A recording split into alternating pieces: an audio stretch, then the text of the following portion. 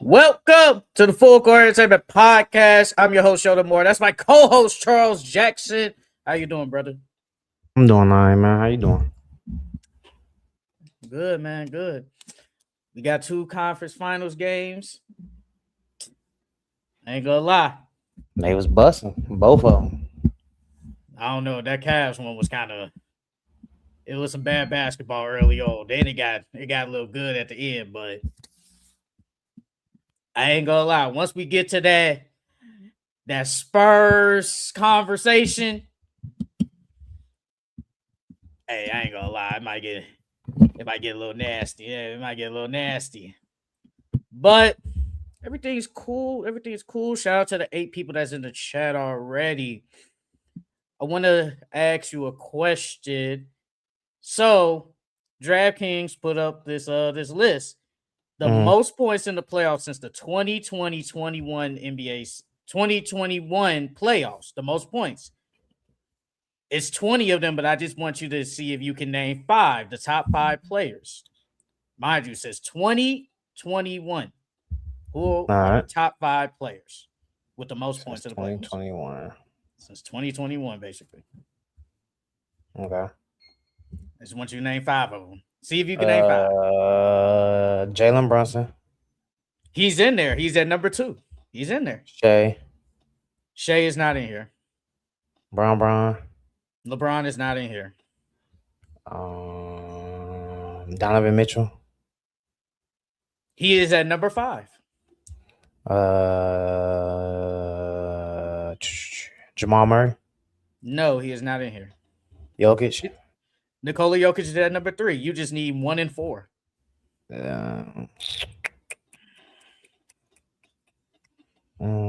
Tatum. Is Tatum in there? Tatum is number 1. And then you said 4. Yep, all you need is number 4. Curry. Curry is not in here. Shit. Luka is not in here.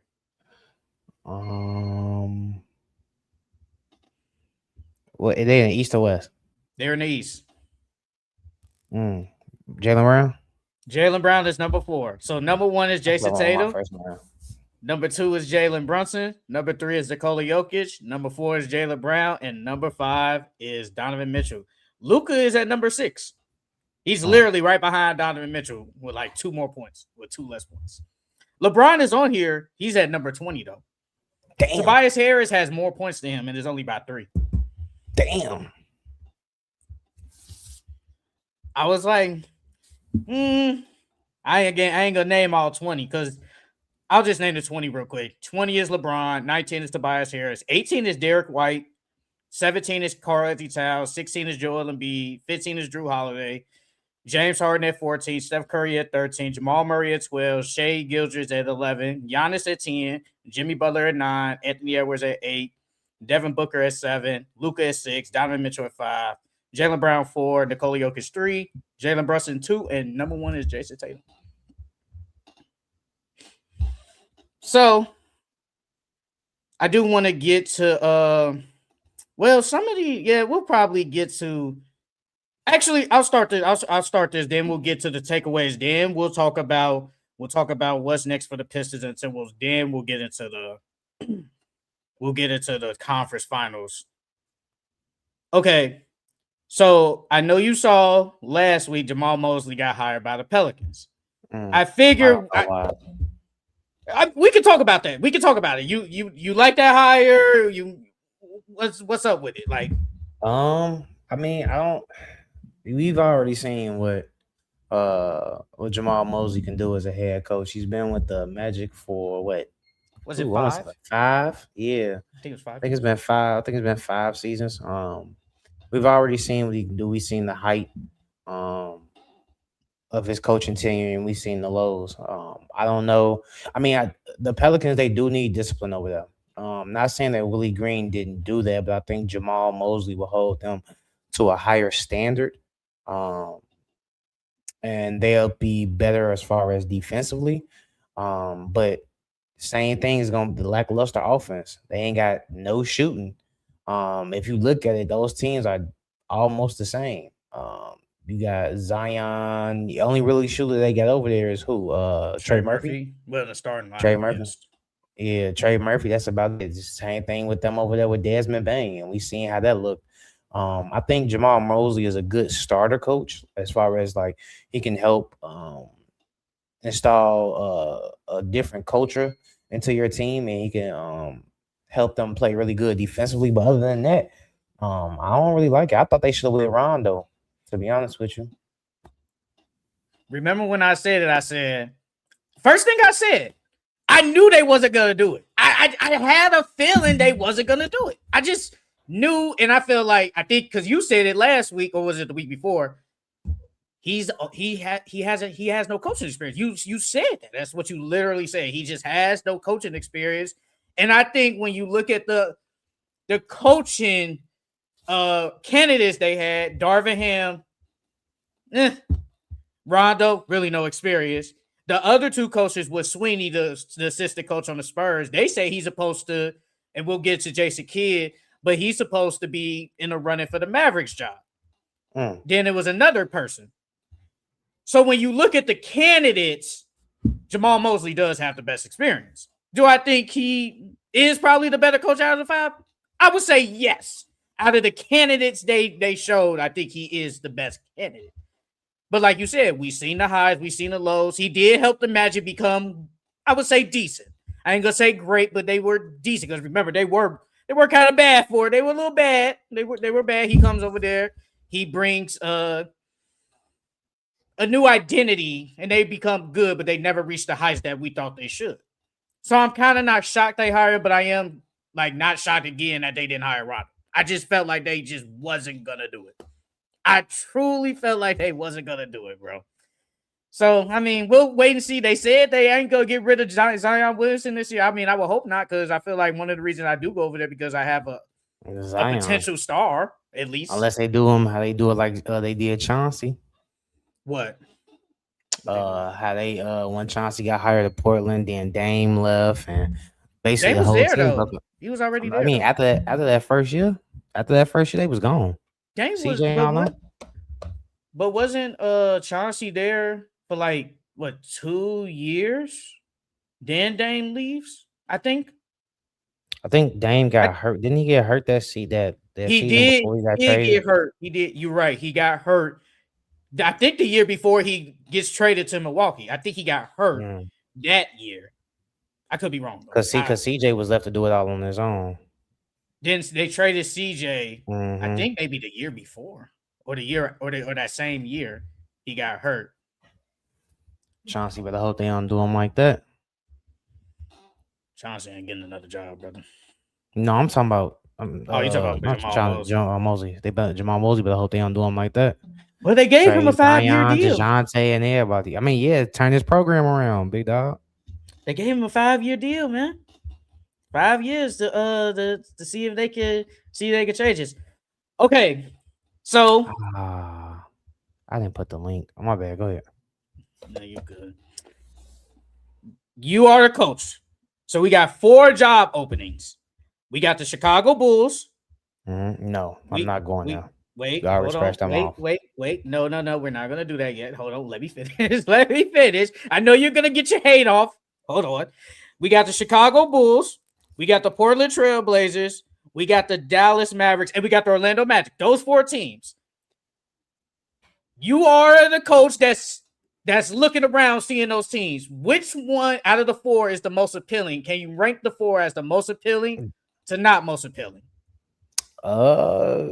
Yeah, I feel one, it depends on what you want to do. You want to contend right away, or do you want to build something? But the most appealing, in my eyes, I would go Portland. Then I would go Orlando, and then I would go Mavs and then Bulls. I low-key want to put Mavs too, but Florida, they got that no state income tax. So I'm not gonna lie. I know you hating. I don't think the Bulls' job is really. I think it's somewhat appealing. I think it's low-key. You can argue in the two because I mean you have to you have to look at like, okay, whose roster, depending on how life works, right? You got number 4 and you got number 15. The Mavs got what, number 9? But then when you look at the roster, you most likely Kyrie's gone. They probably trade him. If I'm just looking at appealing, I don't think the Bulls team, I think it's not as bad as you think it is. I don't think it's that bad. The reason why the Bulls are so low because one, they always show us that they don't make right decisions, and then two, how much leeway do I have, as a coach, as far as picking talent and things of that nature. So, but this is a new regime, though. They haven't shown me anything. I know, but it's a new regime. But you saying they've shown they haven't made the right decisions. This is a new regime, though. So I can't put that tag on them yet. I can't put that tag on them. Like now, if it was the same people, I'm with you. I'm with you. I don't think it's that bad. And honestly, though, if I had to rank them from most appealing to not, I would go Magic, Portland. Low key, I will probably put Chicago, then the Mavericks. And the only reason why I put the Mavericks at 4, they have no future. After this draft, they have no lick of a future. You have no picks. You have nothing. So they gotta hit. They gotta hit at number 9, and low key, they gotta hit at that last draft pick in the first round. They gotta hit. Shit, and free agency. They got hidden free agency too. They rarely get free agents, so they got no state income tax, but what good free agent went there? I honestly don't know the best free agent in since like the past 10 years who went there. I really don't know. Kyrie was a trade, so he don't even count. Chandler Parsons signed there, right? Yeah, he signed there. I think Chandler Parsons signed there. And what happened to him? DeAndre Jordan was supposed to sign there. But remember, he did go back like I think a couple of years later, signed a 1-year deal. But he was like, man, he was washed in. Yeah, he was way gone. He was washed in. Damn. Ooh, I don't know. That's a good question. They don't get free agents. Like it's crazy, but they don't really get like good free agents. They trade and they draft. Okay. Gafford. That was a trade. That was a trade. That was a trade too. Yeah, PJ Washington was a trade. Kyrie was a trade. Yeah.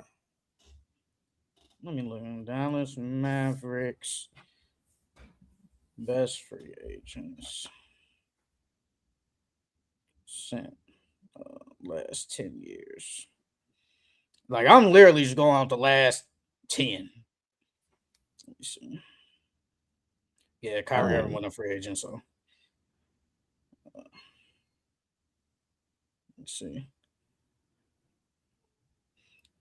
Is this right? Hold on. Hey, low-key though, I don't know when it happened. Vince Carter. Man, come on. Vince Carter was still decent, but he wasn't. That man was on his way out the league. But he was still decent though. The fact that he might be potentially their best free agent signing is the last 10 years. Was Monte Ellis a free agent when he went there? I think he was. He was still in the league in 2016? No, he wasn't in the league in 2016. Was he? He retired? No. He retired? I don't think he retired, but I don't think he was in the league no more after that.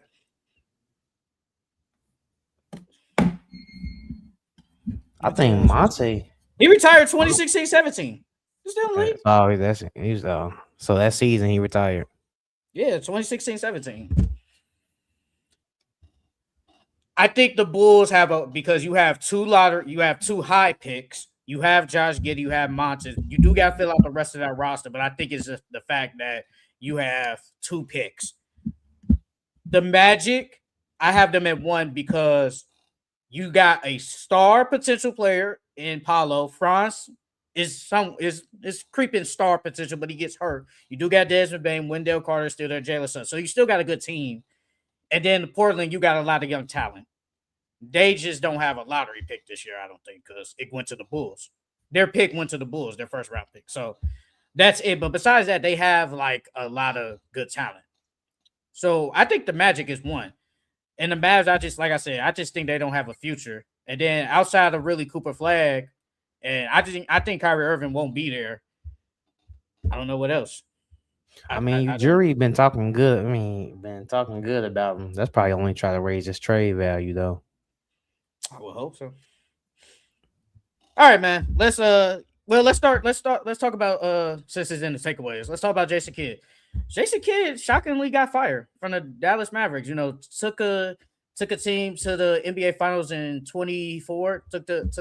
They lost in 5 games, but surprisingly, he took a Mavericks team that beat the Clippers in round 1, beat OKC Thunder in round 2, beat the Timberwolves in round 3, but you did lose in the finals, but was shockingly fired, and they signed him to an extension like the last offseason.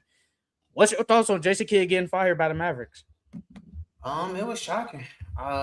It was shocking. I don't think anybody expected Jason Kidd to get fired. I thought he did a decent job developing Cooper that first year. Ain't this the same thing that happened when he was in Milwaukee? He started developing Giannis, and then they fired him. Well, not after 1 year, I think, with Cooper. I think, yes. Yeah. But, they talked about I've seen it was reports that they didn't like his personality. They thought he was a really good head coach and had really good basketball IQ, but they didn't really like his personality. So that sucks. I think that he'll bounce back quickly though. The thing is he gonna go is Portland gonna try to get him? I think he'll fit really good with Portland. Or is he looking for something where he could try to build out the roster again? I think he's looking to win, to be honest with you. And his best scenarios is either the Magic or Portland. I like him better with Portland. I think Portland has more firepower, and their roster might be a little bit better. But yeah, I'll go to Portland if I'm him. Or you wait till next year. Yeah, he could. Well, what coach is on the hot seat? Well, Nick Nurse is on the hot seat.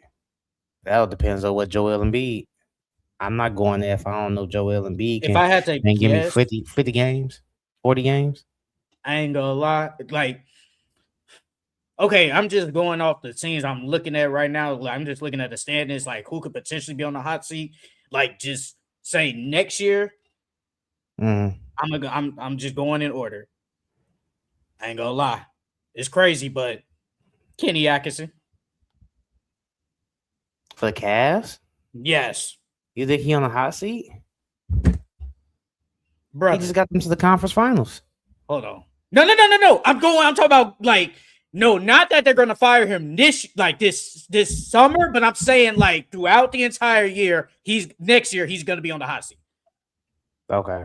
That's what I'm saying. Depending on how they lose or just it don't matter. He's gonna be on the hot seat regardless.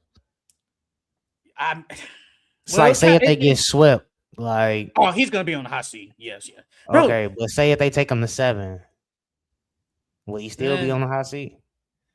Some probably, but remember, Mike Brown was low key on the hot seat before the playoffs started. Yeah. If Mike Brown would have lost against the Hawks, he gets the boot. Yeah, he's gone. He's gone for sure. He gets the boot. So, Kenny Atkinson, first of all, you go on to Game 7 with teams with barely good offenses, and you can barely score. Yeah. If you just had the worst collapse in playoff history, we're going to talk about that later. Yes, I can say going into next year, like throughout the year, he's on the hot seat. Yes.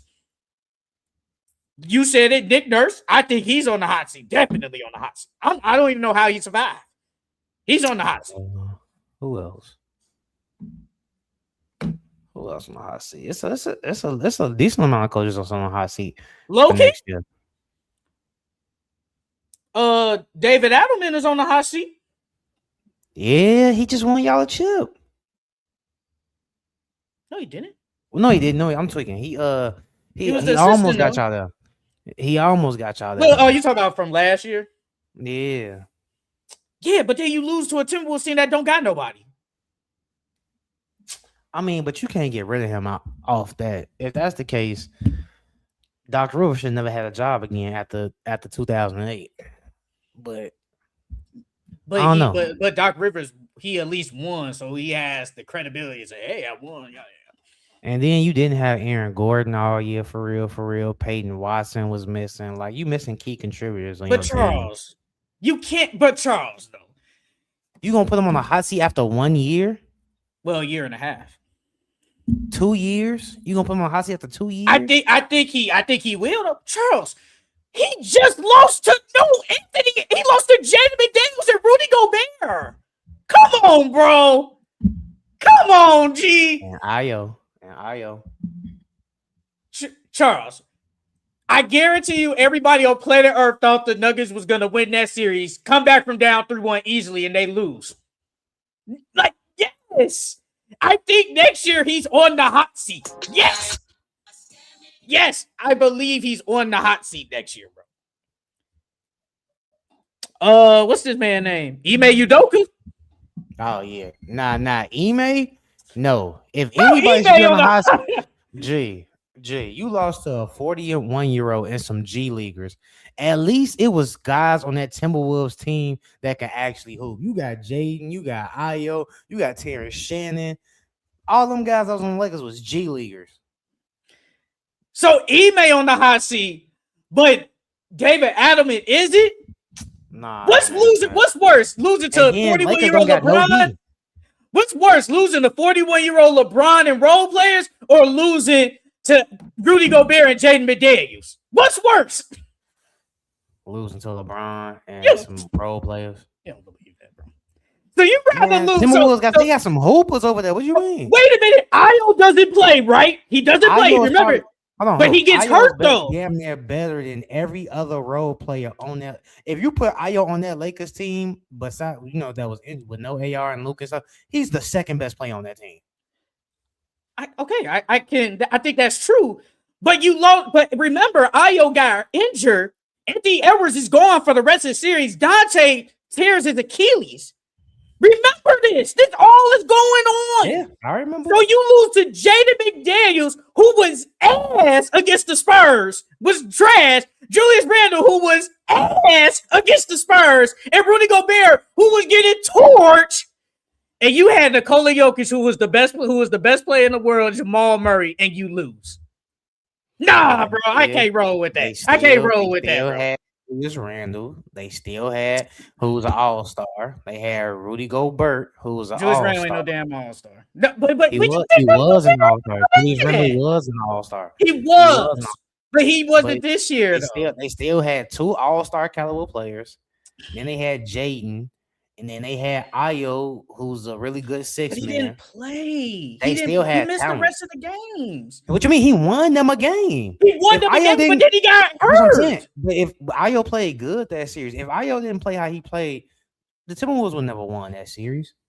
But I don't think he didn't. I don't think he played in game. I don't think he played in game 6, and I think he missed game 5. But if he didn't do what he did in game 4. Okay, he saved them one game, but Anthony Edwards isn't there.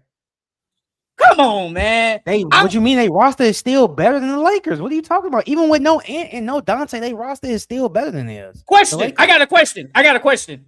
Did anybody on that Timberwolves play better than Rui Hachimura this playoffs?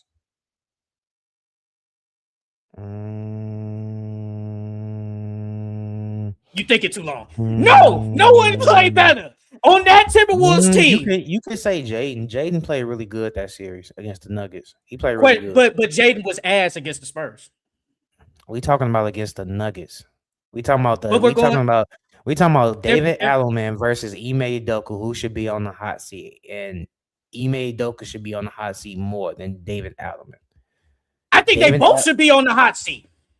I don't see how a coach who was favored in every game was down 3-0. You were favorite. Ime Udoka, you were favorite with LeBron James, and you lose. But the same thing with David Adelman.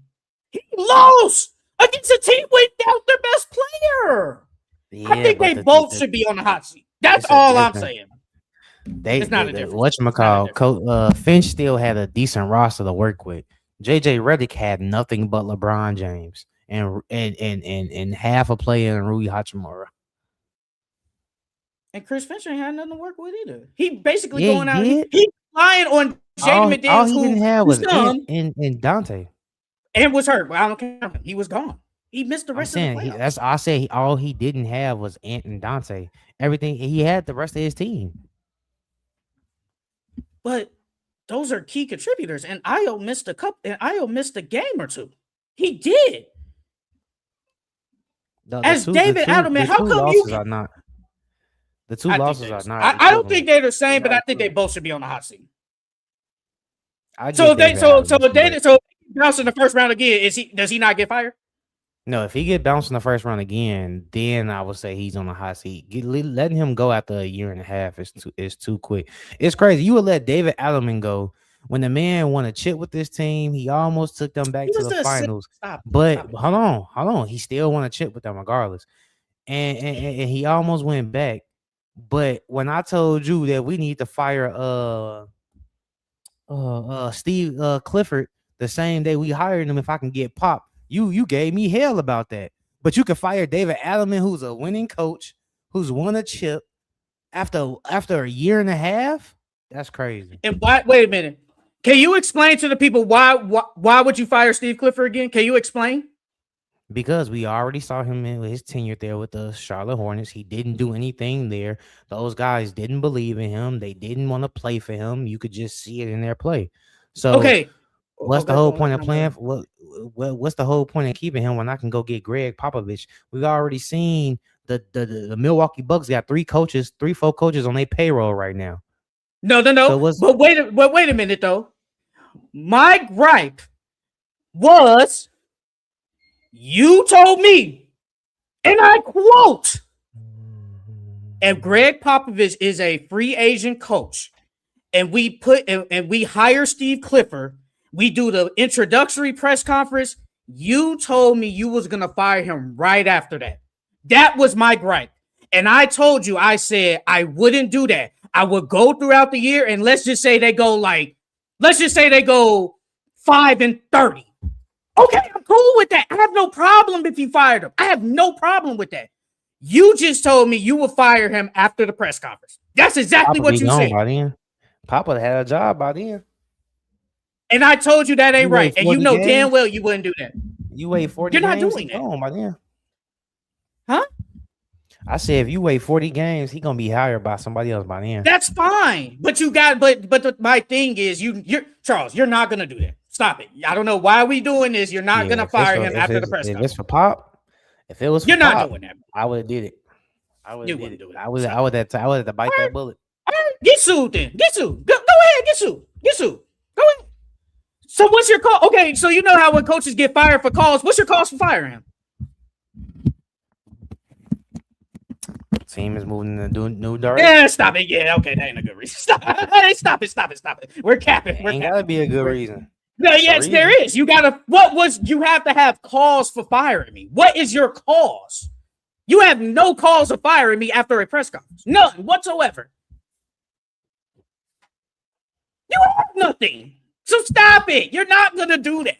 You're going to let him play throughout the season. And if he gone and if he sucks, fine. I'm cool with it. Because that happened. We just saw Adrian Griffin get fired and he was 20 games over 500. I'm okay with that. That happens. But you're not firing a guy literally right after the press conference. You're not doing that. Stop it. You're not going to wait 10 days later, call him and say, hey, man, I know we had the introductory press conference a couple of 10 days ago, but hey, brother, Greg Popovich, he said he want to come here, so we got to get rid of you. All right, do that. Winning cures everything. Do that then. All right, see what happened. Do that. You see what happened after he ain't do shit, his ass was That's gone. fine. Yes, he was bad. I can admit he was bad. There's nothing wrong with that. But you're just not going to fire a coach after the press conference. You're not doing it.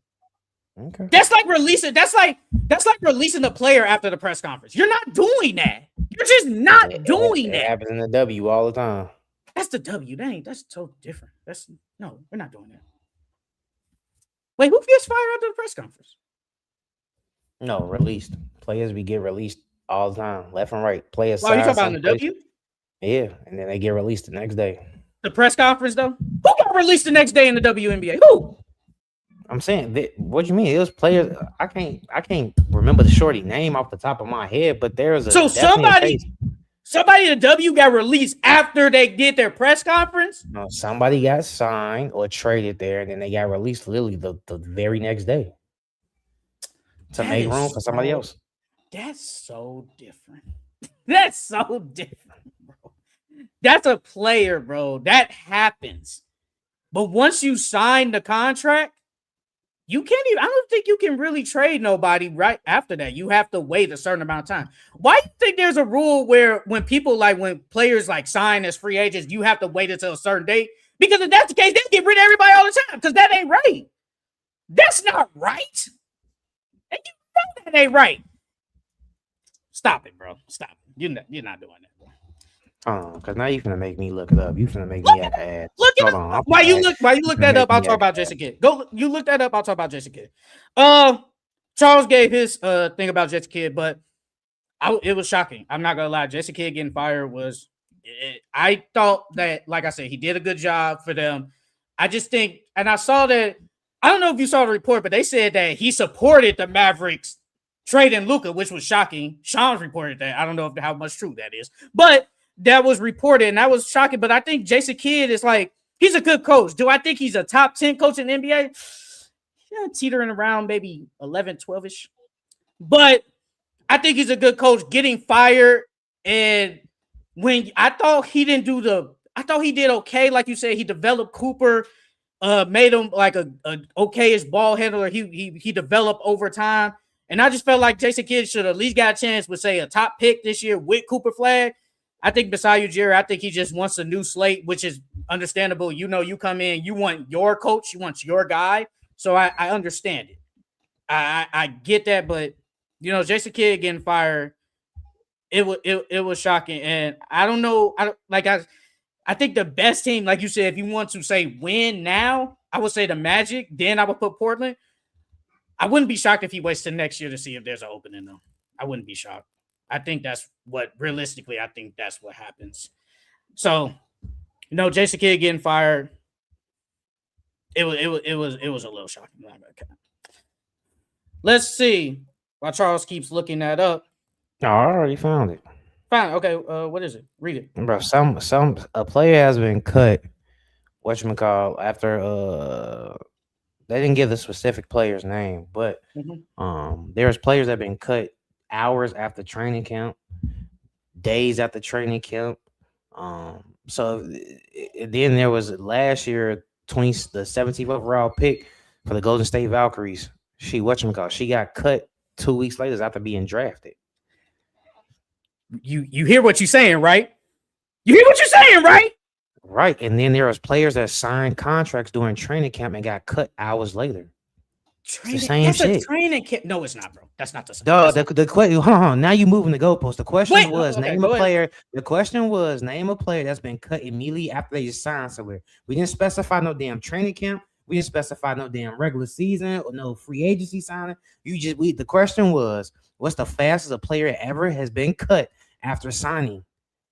But you signed the training camp deal. You got cut hours later.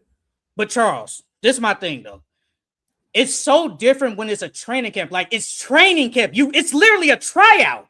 It's a tryout. That happens. Bro, it happens in sports in general. You ever gone to a basketball tryout and you get cut literally like later on? That just happens. That's so different. And you kept and the other players. You said you said a player gets drafted, then they get cut in training camp. Mind you, training camp is damn near like a month later. So, okay, then. Sure, he got cut 2 weeks later. Okay, 2 weeks. That's fine. That's better than after the press conference. That's better than after the press conference. You know damn well the press conference and a tryout is so different. You know that. Man, look, I'm standing firm on my decision. If you don't believe I will fire Steve Clifford, that's on fucking you. I will fire that nigga. If I have the chance. Put on something then. Put on something. I will fire that nigga in a heartbeat if I have the chance at Greg Popovich, a top 5 coach all time. Regardless, you could think I won't do it. I will do it. I know you won't. I know you're not gonna do it. Well, you think you know me, you don't know me, dog. Stop. You're not gonna do it. You don't know me. Francisco, I want to know what you think. Would you fire Steve if you are in here? Would you fire or anybody in this chat? Would you fire a coach after you introduce him to the team just to get a good coach? So let's just say Eric Spoelstra is on the market. This is top 5 coach all time. What are we talking about here? This is not just no regular ass good ass coach. I said Eric Spoelstra. This is a top 5 coach all time. Greg Popovich has more rings than Eric Spoelstra. They're not on the same level.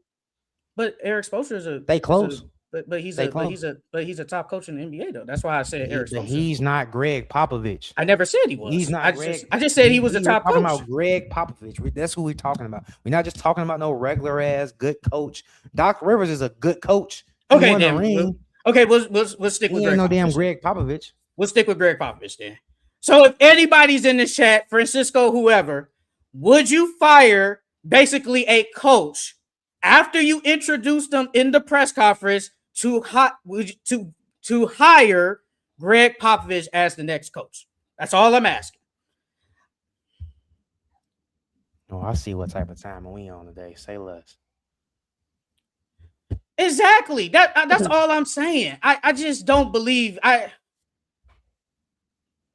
Come on now, bro. Be serious. You ain't doing that, bro. You lose all credibility. Now we looking at you. Now we looking at you like, bro, like, why would any coach? If I win, then what? Then y'all ain't gonna have shit to say. If I lose, y'all gonna have something to say. If I win, y'all ain't gonna have shit to say. Y'all gonna say, oh my God, he fired Steve Clifford, but he hired Greg Popovich. And looks like that was a brilliant move after we have a winning fucking season. How do we know you have a winning season, though? How do we know? Bro, it's Greg Popovich. It would have been better than anything that Steve Clifford did or what they did a year before. But how do you know that, though?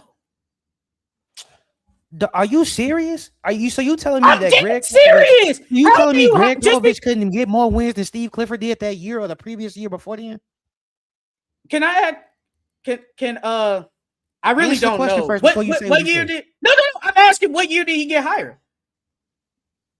I was about to look that up because that was his second stint with the Hornets, right? Yeah. Okay, that was the second stint. He got hired in 2018. Wait. No, wait. What? Oh. He got hired in 2022. No, he got hired in 22. Yeah, okay, so 2022. Okay, man went 27 and 55, and then he went 21 and 61. You telling me Greg Popovich couldn't at least got that team to 40 wins in a weak ass East? And Greg Popovich was 22 and 60 that same year, though.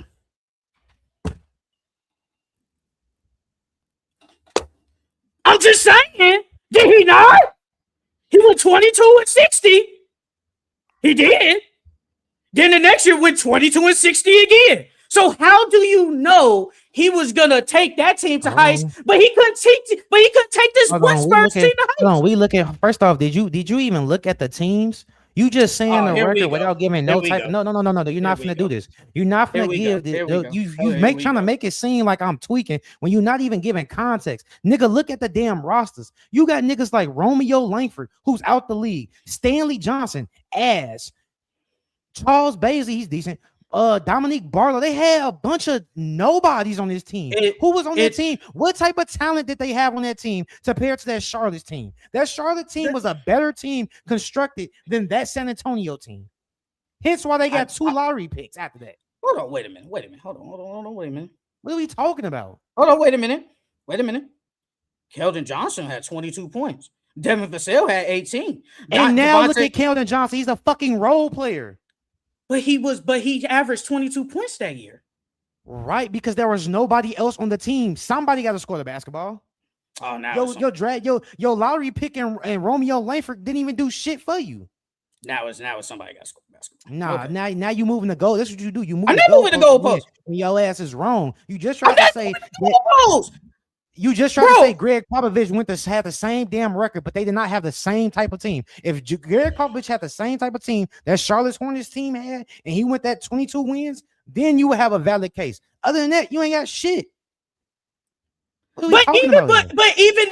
But even the years when they had the Rosen, they were just average. They were mid. They weren't that good team. They were better than 27 and 21 wins. I think that I can admit that, but we act like they were like raw teams though. They weren't good teams. They were mid. They were mid teams. So I'm saying, how are you gonna say that when he had mids after when Kawhi got traded, when he had the Rosen, those teams were mid as hell. They were either mid or at least above average. So I'm saying, in this Hornets team, yes, you had LaMelo Ball, but Terry Rozier was decent. But after that, what else they got? They had shit. You had Mark Williams. You had Gordon Hayward. He could have got injury as hell. James. He could have got something out of James Bouknight. First off, we acting like James Bouknight just asked. Well, hold on. We're not gonna sit here and act like Greg Popovich is not a good player development coach. And Steve Clifford was not that type of guy. So we're talking about two different type of coaches here. If you put Greg Popovich on that team, maybe James Bouknight grows into something. Maybe Mark Williams grows into something better. Who fucking knows? But all I know is they'll be better than fucking 27. But that's what I'm saying. How can you say who knows at this? But when I ask, how do you know this? How do you know he was just gonna? Go ahead. Oh my God, dog. It ain't that hard to follow logic, dog. If Greg Popovich is a great coach and he knows how to develop players and he's done it his whole entire career, he knows how to create systems. He knows defense. He knows his X's and O's. He knows how to pick assistant coaches. If we know Greg Popovich does all these things, what makes you think he cannot turn it into a 27 or a 21 better than 21 and 27 wins? How can you not sit there and realize that he can do that when we've seen what he's done his whole fucking career? When he's guess who he had? And guess who he had all them careers? He had three damn near superstars, then an up and coming superstar, Kawhi Leonard. He always had like really good players. All these players is young. So he didn't. All these players are young. I'm just saying. He didn't develop Danny Green. Yes.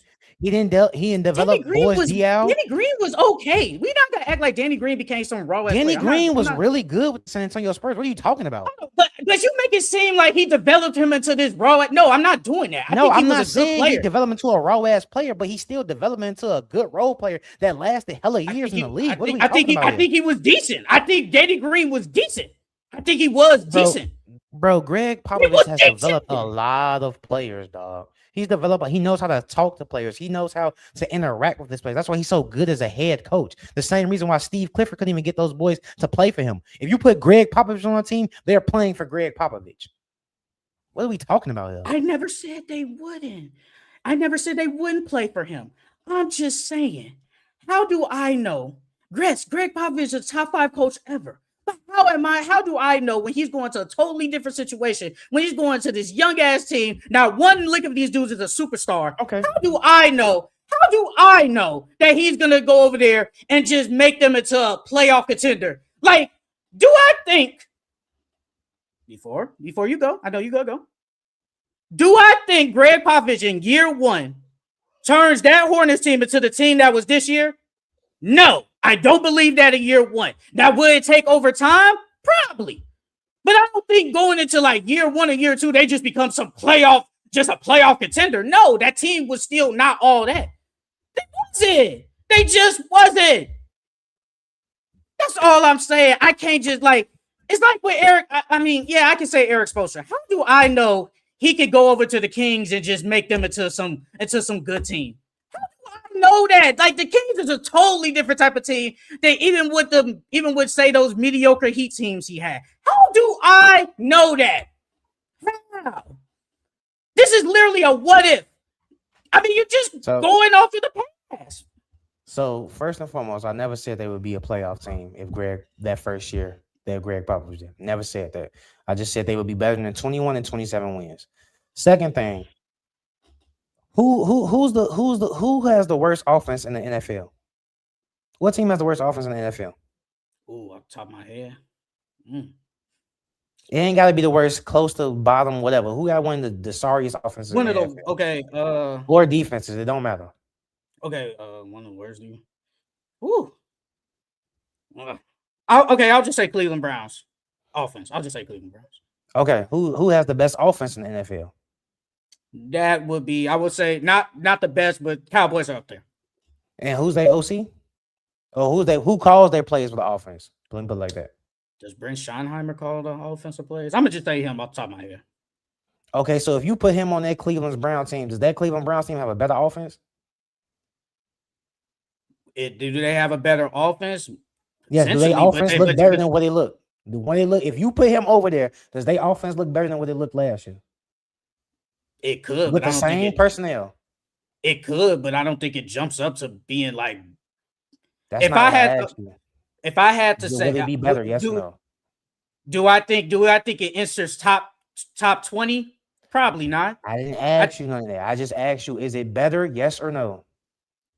I think it will be a little bit better. Yes. Okay, then. So if I just gave you the analogy of an ass team with a worse offense, and then you take the best offensive coordinator and put it on their team, you just told me that they will be a little bit better. Don't matter how much better, they will be a little bit better. So the same analogy with Greg Popovich. If you take a top 5 coach all time and put him on that weak ass Hornets team, they will be better. How the fuck is this so hard to understand that?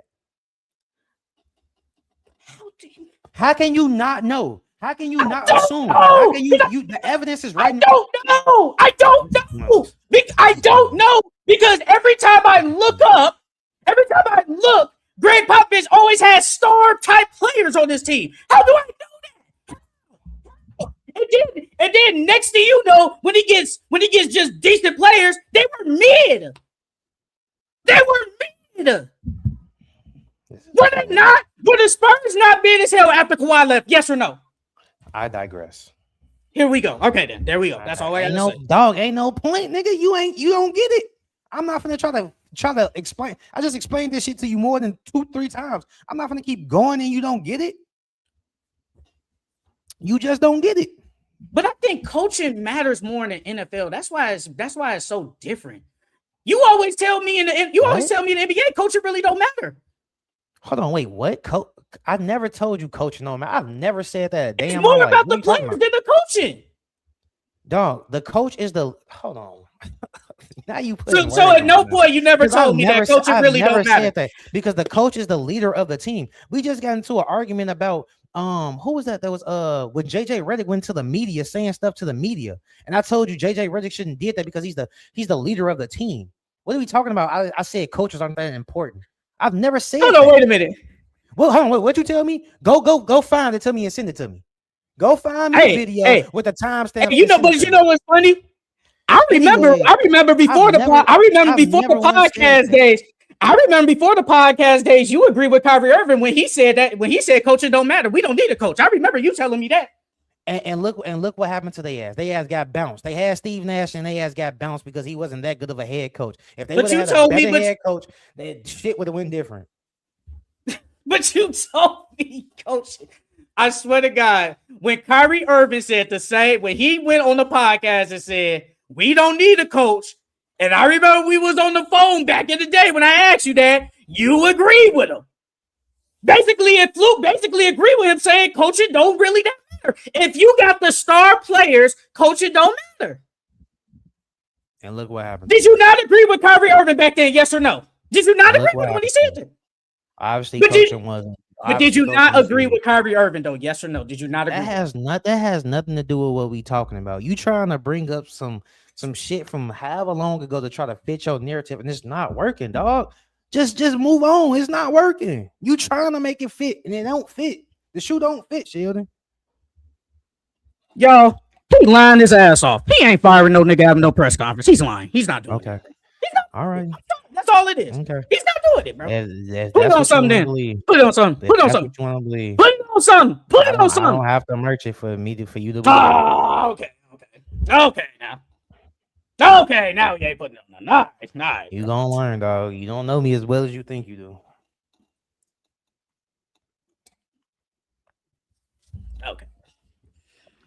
Okay. Yo, we ain't had a little disagreement in a minute, so there y'all go. Niggas over here just because you own one a day. I already said you on that type of timing. Don't trip. It's gonna be more. I ain't no one. I just don't nigga. Yeah, you is. I just like Francisco, I just hope the officiating is good rest of the series, whatever team wins. But for now, it's discussing what the Thunder does. Yeah, we're gonna talk about them. I'm crying. Obviously not like if I had this coach, which is because I trust in him and I had all the process to hire him. Stevenson or 2-1. Shout out to you, bro. This is your first time in here. So shout out to you. No, they need to show more respect towards him. But what coach are you trying to show your organization? He's showing the culture is he don't give a fuck. It could Francisco, it could be Jesus available, and I'm not doing it. That's crazy. Jesus. CJ punching the air right now. Ironic because the Iceman was a nice man. Now I'm hot and cold. Iceman wasn't that bad. It was decent. What top 5 you smoking on, Kendrick? Because my top 5 is Drake. All right, y'all, let's move on. These niggas be lying. Dog, when you gonna realize you don't know me as well as you think you do, dog? You don't know what the hell I'm gonna do in every situation, dog. You don't know me like that. You don't know me that well, nigga. The hell? How the hell you gonna tell me I won't fire Steve Clifford? And I'm telling you out my mouth I would do it. That's like saying if I tell you I'm gonna drink this Gatorade. And then you say, no, I'm not. How the hell? What do you? Because I feel like you at least can show some compassion and at least give him a chance. This is business. And then you try to smirk when you talking about some, but what coach are you trying to show? Nigga, I'm bringing in a top 5 coach all the time that built the San Antonio Spurs. What are we talking about here? And that's the coach I'm bringing in. And he always had good players around him, and then he goes to a situation with nothing. He always had good players. So you think if he left that situation and went to another situation, other people not gonna follow him? What you mean follow? Other players not gonna follow him?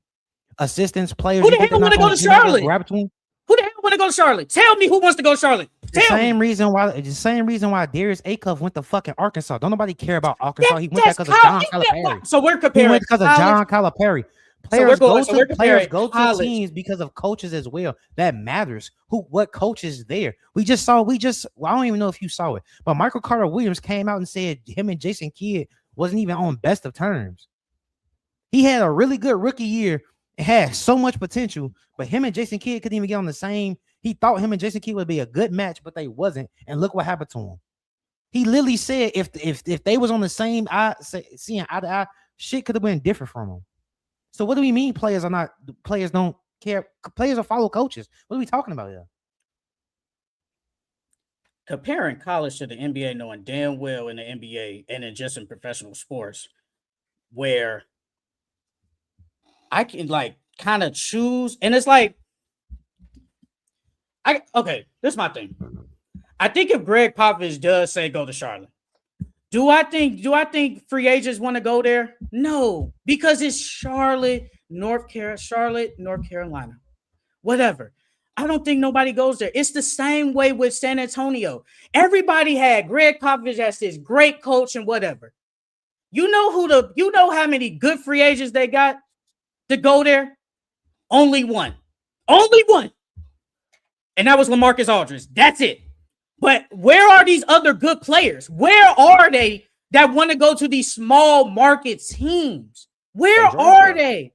Huh? San Antonio Spurs draft well. Okay, yes, they draft well. But you said, would players go to follow Greg Popovich to Charlotte? And I'm telling you, that doesn't happen. Bro. If we draft stars or we draft all-star caliber players and all we need is role players to put around them, why are we going after such big names? We've seen it all the time. They added pieces around Timmy, Tony, and Manu. They added pieces around Kawhi. If we already drafted our superstar, we don't need to go to free agency and go sign somebody another big name contract. And now we're closer to the apron when we can just build our team up to draft good player. Apron didn't exist back then. I'm talking about. Are you talking about now? Regardless, Sheldon. If I draft great players and we need to sign free agents, I'm not signing no mega stars. I'm signing role players. I'm signing decent guys. What are we sitting and talking about? Okay, what about these role players? I think I want to go play with Pop. He's See, built his career on developing role players. What are we talking about? Okay, That's like role players not going okay, this to my Miami. bad. Okay, this is my If you're bad. a role player and you go to Miami, you damn near gonna get ticked. Look at Gabe Vincent. Okay, this is okay. I guess I didn't hear that correctly. You said what players are going to follow him. I didn't hear you say role players. If you would have said that, specified. I said players. So how do I know you talk? But when we say players, we always talk about like star type players. We always talk about that. Just hold on. Just because I didn't specify a star type of player, that doesn't mean there aren't other players. There's still role players. There's still superstars. There's still stars, all star. There's multiple types of players. Just because I didn't specify, that still doesn't make my statement false. Players will still follow him, regardless if they're role players, superstars, all stars, stars. It don't matter. I think even though you have like these great coaches, these still really like good players or even a star player don't go there. They just don't. They really don't do that. Like, come on, bro. Bro, Minnesota, right? Minnesota has been to the Western Conference Finals in the last 2 out of 3 years. What good free agents have they gotten? Where are they?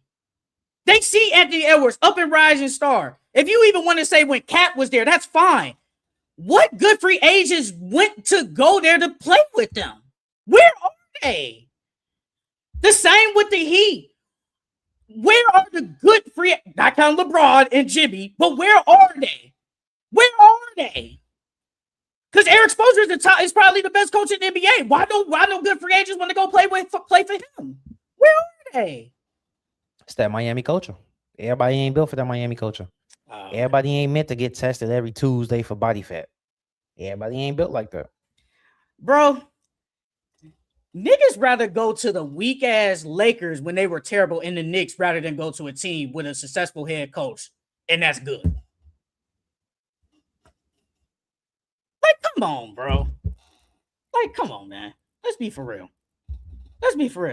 I can't wait because I'm gonna be right there. I'm gonna be right there at the press conference when my man Charles get a GM job for whoever. I don't know who it's gonna be. I don't even know who. Yeah, if he's a GM, I'm gonna be right there. I'm gonna be a front row clap. I'm like, that's my guy. That's my co-host.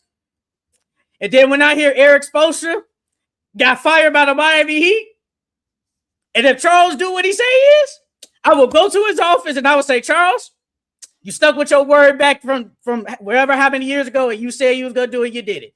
But if I see that man, whoever you hire on day one, I'm going right to your office. I'm on your ass. I'm on your ass. Because you told me on the podcast, and you know what? I'm bringing Francisco right with me because you lied. Don't bring Francisco. He too freaked I'm gonna fly Francisco out. I'm flying Francisco right out. We gonna go right to Philadelphia. We going right to that office. Francisco too freaked and I'm gonna be like, I'm gonna say, why is Bobby Johnson still here? What happened? Man, the owner told me, man, we can't fire him after that. No, I don't want to hear that. You the GM, brother. No, I want to hear that. Why is Bobby Johnson still in the business? I see Eric Spoelstra just got fired. Where he at? All right, then. We not gonna do that. Francisco, we going to Philadelphia, bro. We going to Philly, bro. Charles said he don't want you to come. You're coming with me, brother. You're coming with me. The consensus amongst league personnel on what the Wizards would want to trade the number 1 pick for the Utah Jazz, the number 2 pick, future unprotected first-round pick, and quite possibly Ace Bailey. I said that last week. I said, hey, Ace Bailey. I said, I think you got to put Ace Bailey in the trade, but you said you'll put Lauri Markkanen in the trade.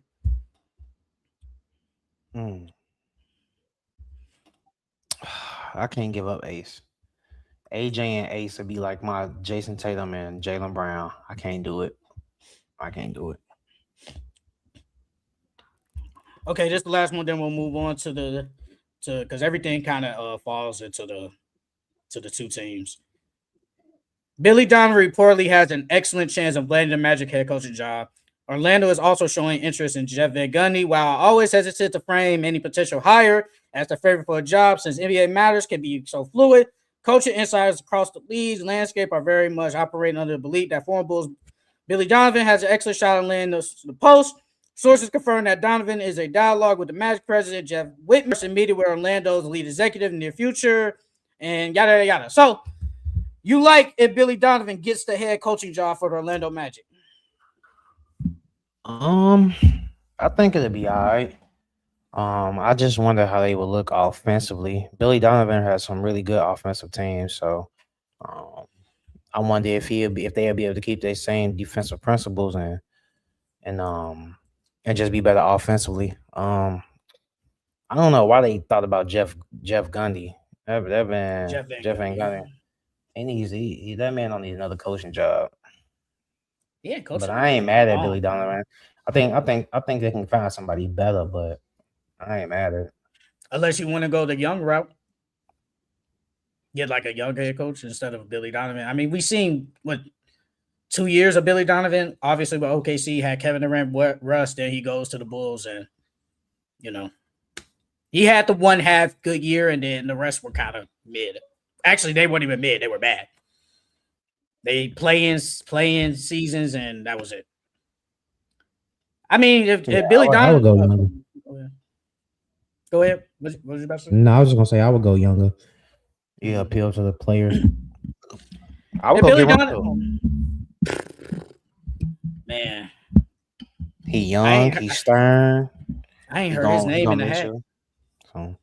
I mean, if he gets it, hey, that'd be great. I hope he gets a job somewhere. But if they get Billy Donovan, it is what it is. I don't think it changes anything. I still think he doesn't uplift them to, like, let's just say 4th seed in the East. I don't think that happens. I think they're still kind of in the middle of the pack. They still got good players, but I don't think he just heightens them to better places. So if they get them, they get them. If they don't, it is whatever. All right, let's start with these teams that just went home. Let's start with your Detroit Pistons. Last time we talked, they were down 3-2. They blew the Cavs out in Game 6, and then had the ultimate stinker in Game 7. Got beat by 30. So let's just start first. What was your thought of basically the last game of that series, and what is next for the Detroit Pistons this offseason?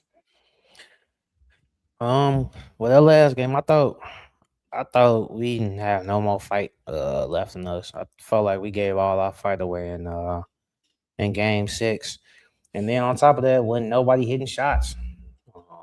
You can't win no games if you ain't hitting no shots. Tobias went 0 for 6, K 5 for 16.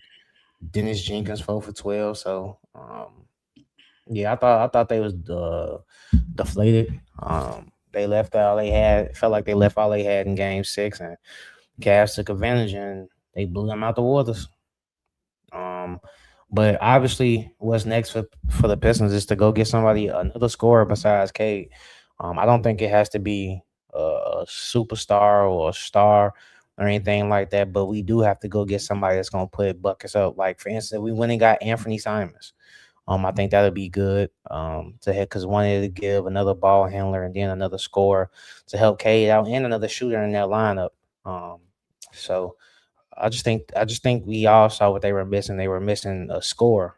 So because obviously putting that burden on Jalen Duran to be a scorer in the playoffs did not work out. So yeah, they just missing a score. Missing another score. He played good in Game 6. I give him that. He hooped in that game. I was shocked. I'm like, damn, Jalen Duran going crazy. But you know what's crazy? Tobias Harris went back down to earth, man. He was. Hey, them last 4 games, that nigga was ass. That nigga was ass. But in Game 7, I ain't gonna lie, man. I mean, Jared Allen had the crazy Game 7. It's like in Game 7, he always goes crazy. I don't know why. He goes crazy in Game 7. Evan Mobley had a good game. Donovan Mitchell played decent. And it's crazy because James Harden was ass. And I was like, man, this the game you got to take advantage of. James Harden sticker. But K, I think K, like, I think he was tired, bro. I felt like, man, he had no more energy. Obviously, got to play both ends of the court. He got to initiate the offense. Got to score. And I got to guard James Harden or Donovan Mitchell. Got to guard one of those two. Dennis Jenkins played okay, but Asor Thompson, man, he need to go work with Lethal Shooter, him and his brother. Because, man, I've seen some people say like a Sora Thompson is probably better than a man, but I can at least say a man could at least attempt to shoot. Bro, a Sora Thompson will get the ball off the dribble handoff, stop, then look to pass it back because he's not driving to the hole or shoot. He hit that little corner three at the end of the first half, but he ain't looking to score. He's just not. So he got to work on that. Jalen Duren, I mean, you said it last week. I don't think he's getting really the max contract. I think he'll still get a bag, but I do think you gotta look at him and be like, man, can he really be like my second best player? And I'm not taking nothing away from what he did in the regular season. He was a monster, all NBA, first time All-Star. Give him all that credit. But man, in the playoffs, you were bad. I mean, you really weren't that bad. You was kind of bad last year in the playoffs against the Knicks, but this year you were bad. You were bad. And Isaiah Stewart, he doesn't play. Karis LeVert, he was whatever. Hey, I remember. It might have been game 3 or 4. I think when we was talking about it, you said they should bring in Marcus Sasser. He did do it in game like 6. He did. No, he did it in game 5. He did it in game 5. He did play him. JB Bickerstaff did play him in game 5, but you was advocating for him to do it way earlier. Honestly, I think you was advocating to do that in the Orlando series. If we being honest, I think you did. So you been wanting Marcus Sasser to play, but he didn't. Like, the bench was bad, but they got their ass whooped. And what they need to do is exactly what you said. I don't know if I need to speak more of it. They got to go get another scorer, bro. And I know you said that Anthony Simons. I think you got to get somebody better than him. I think you got to get like at least another star type player, whoever that player is. Because we see like the Pistons, bro, we just had that one more legit score. And I ain't gonna lie. I think y'all should go after Kyrie Irving. I think y'all should do it. I think y'all should go after him. I think if Kyrie Irving is there, I think y'all win. I don't even think there is a game 7. I think y'all win. And Cade can play off the ball. I think Cade is low key. I think Cade can low key be. I wouldn't say better off the ball, like as far as like shooting off catching shoots and stuff like that. But like not having him bring the ball up, like in the half court, let him initiate the offense, and he gonna get his touches like that. But I like Cade. I like Cade better when he's like when they had Osor playing off the ball, bringing the ball up, and other players bringing the ball up, and Cade came back and got it. I thought he was more effective then. I always thought Cade was better like off ball more than he is on ball. I think if y'all had Kyrie Irving, I think if y'all had a Kawhi Leonard, I think y'all win. I truly believe Kawhi, that. Yeah. So I think y'all need to obviously resign Jalen Duren and go after a star player, bro. I saw this trade on Twitter, and you're the Pistons guy, so I'm gonna ask you would you do this? The Pistons trade for Kawhi Leonard, and you trade Ron Holland, Duncan Robinson, Isaiah Stewart, the first round pick this year, which is 21. Yeah, pick 21 in a 2018 first round pick. Would you do that? I'm doing it. Yes, I'm doing it. I'm doing it too. Because no hesitation. Damn, not even Kawhi injury scaring you? Nope. He showed me he was healthy this year, so that's all I needed. So you do it. I think you make this. I think they just need to go after another good player, bro. Like, they were so close with barely any offense. They were so close. Now I can say this now that they're going. I think the Knicks beat y'all in 5 if the Pistons there. I ain't gonna cut. Yeah. I think we can get 1 win, maybe 2. I think they would have been too tired. I'm surprised that the Cavs. We're gonna talk about that later, but I'm surprised the Cavs was the ones that didn't get blown out. I thought they was gonna get blown out that first game. Yeah, so the Pistons, they gotta I think they do gotta look in the market and see who's available. Like Kawhi Leonard potentially. I think Kyrie Irving is available by the Mavericks. What? That's Laurie. Yes, Laurie. When we talked about that, a couple of weeks ago, Laurie and Trey Murphy, like, if they just had another consistent scorer, bro, because Tobias Harris, he's an unrestricted free agent. Man, he just, We praised him against Orlando. Then when he goes into the Cavs, he acts like he don't know what to do. Like, he wasn't all that. And then Jalen Duren, if he just gives you basically his average, there's a chance y'all probably win. But oh yeah, if he give us an average, we don't even go 7. like, and JB Big, man, he really like the guys that you see play, like Isaiah Stewart barely plays. I mean, you were saying Karis LeVert shouldn't play, but there were some times Karis LeVert was hitting some close shots. I ain't gonna cut. Like, I mean, I ain't gonna act like he was. That man had one good game. He had a couple. He had a couple. Ron Holland, that's crazy. You a lottery pick. You don't even get no tick. You got to get in the lab. He can't. He can't. He gets other guys in front of his. They got a lot of wings over there. You got to get in the lab, brother. So the Pistons, they got a lot of work to do. I think they'll get better. Just a wait and see at this point. All right, let's move on to the Minnesota Timberwolves.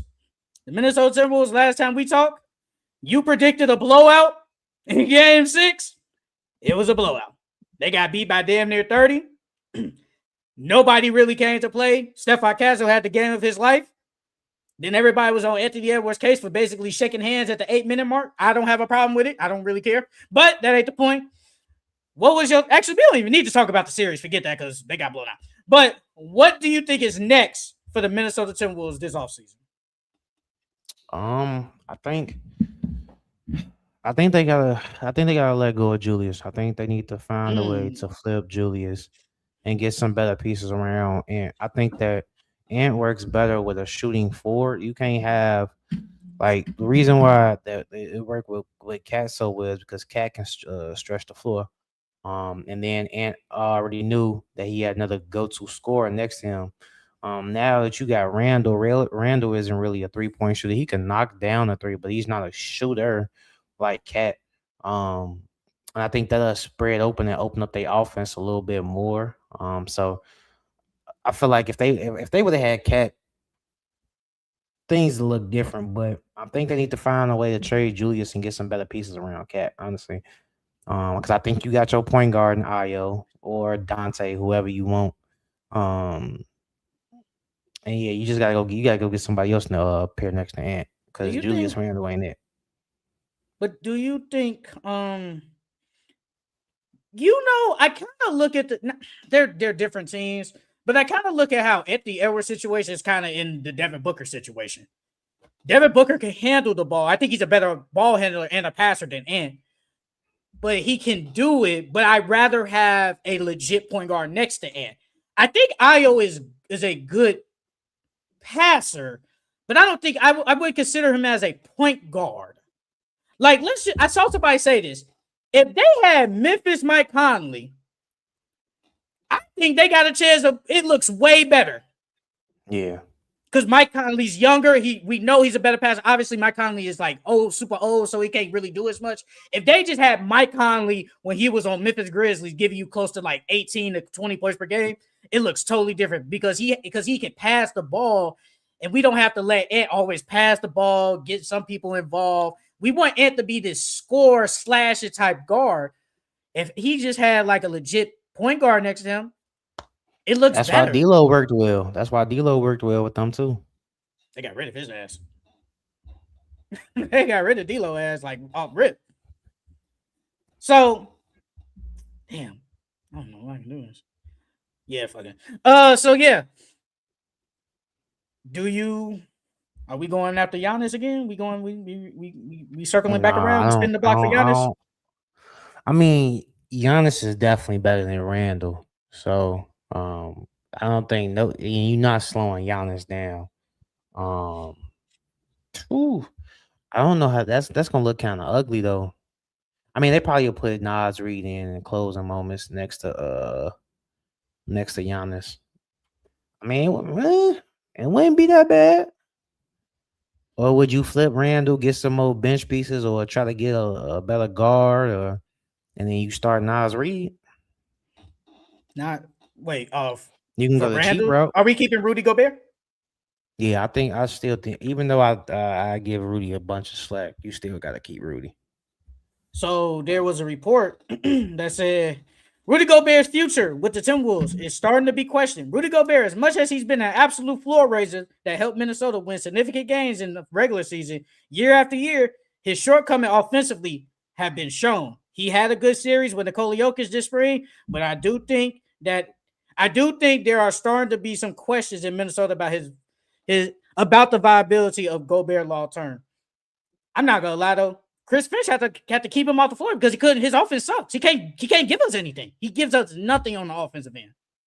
Like, and then when he plays against Wemby, he gets torched. I mean, everybody get torched when they play against Wemby. Shit, Jokic be torching him.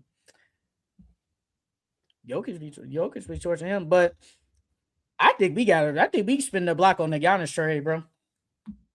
We got. I don't want to do it.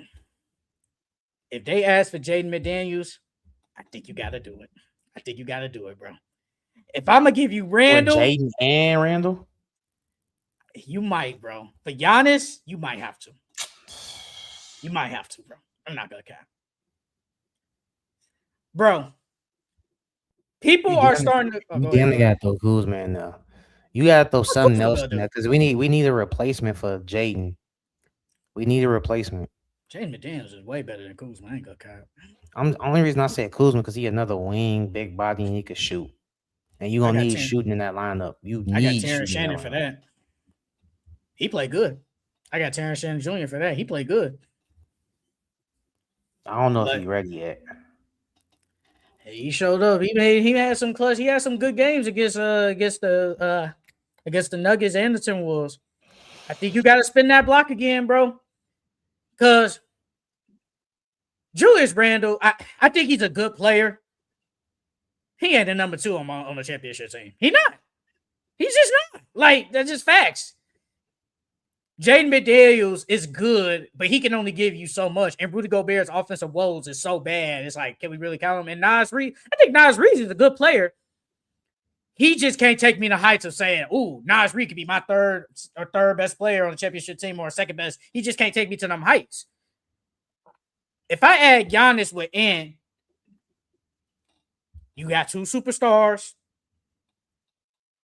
It looks different.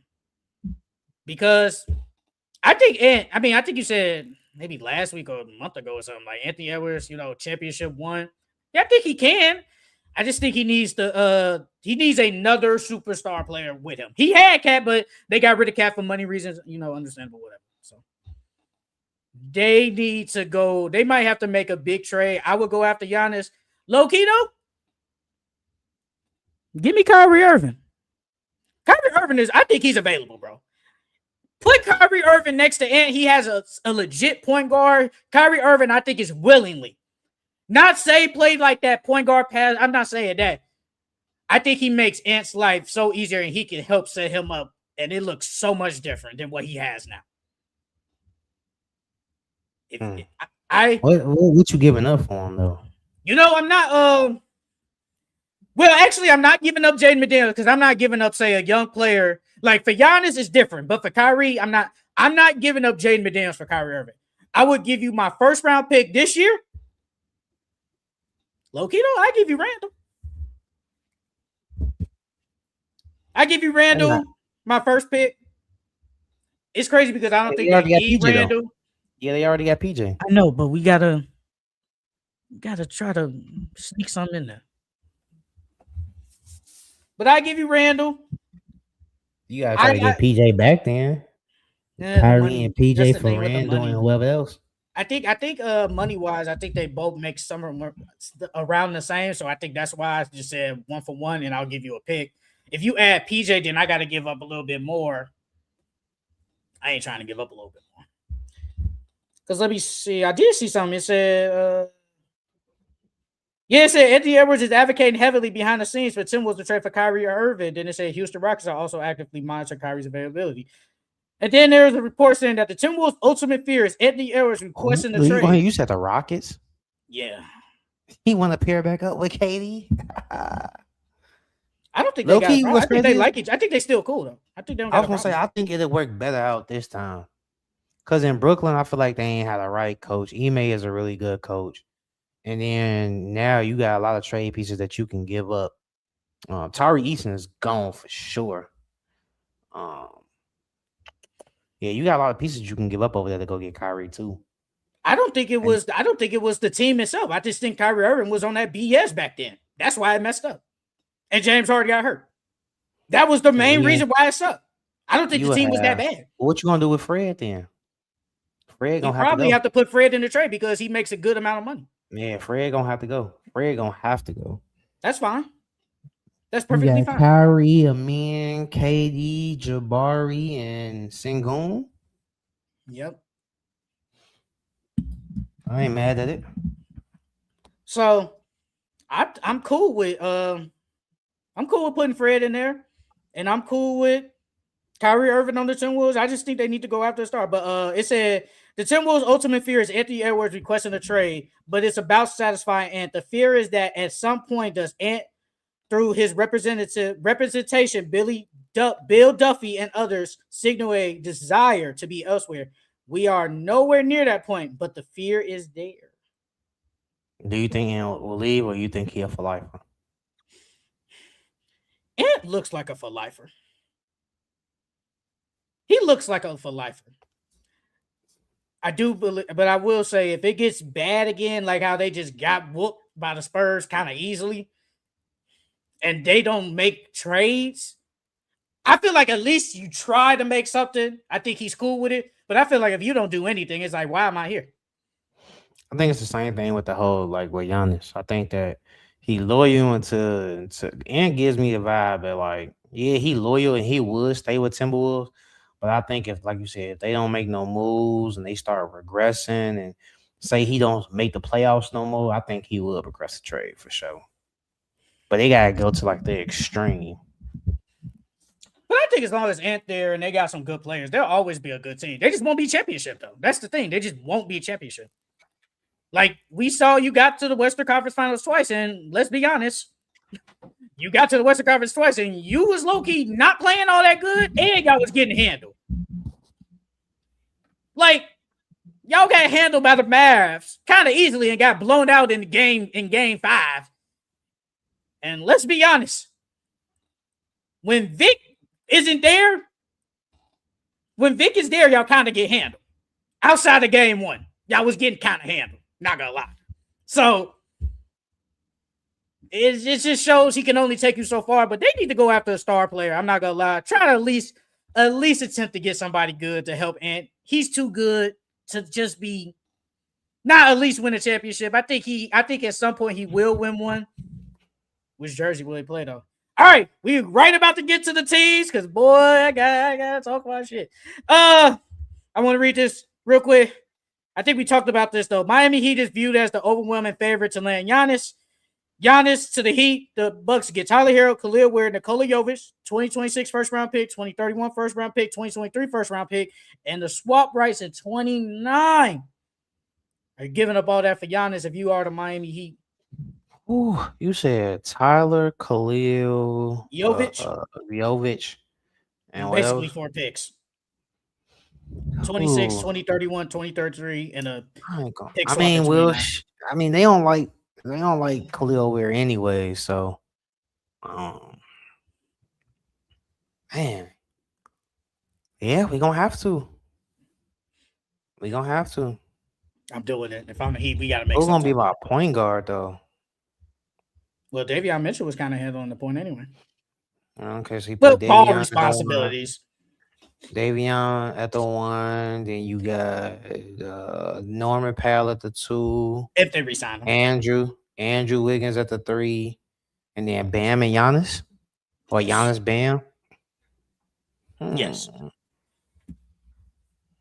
Offensively, it may. But you still got Jaime, remember? Yeah, and we got Jaime. It might look a little ugly offensively, because who they shoot is besides Norman Powell. Wiggins. Shooters, Wiggins and say Davion Mitchell. I mean, Wiggins shot 41% from 3. You know, to some people, that's a shooter. Davion Mitchell shot 39% from three. To some people, that's a shooter. So, I mean, if it works out, I mean, that'd be cool. But I think you got to resign Norman Powell if you do this. And the last thing is the Clippers and Hawks have been floated as a possible third team that would acquire Jaylen Brown in deals where the Boston Celtics acquire Giannis Antetokounmpo. Do we like Jaylen Brown, either the Hawks or the LA Clippers? I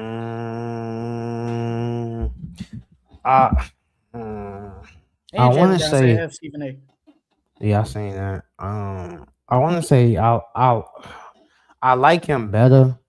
With the Hawks, I think CJ, if they resign CJ back, CJ, him, um, Jalen, uh, what Dyson, and then Okongu.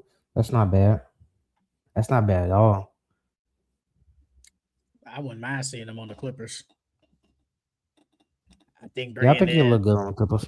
Yeah, him and Deers. I mean, now not is Deers. Him Kawhi and still Deers. there though?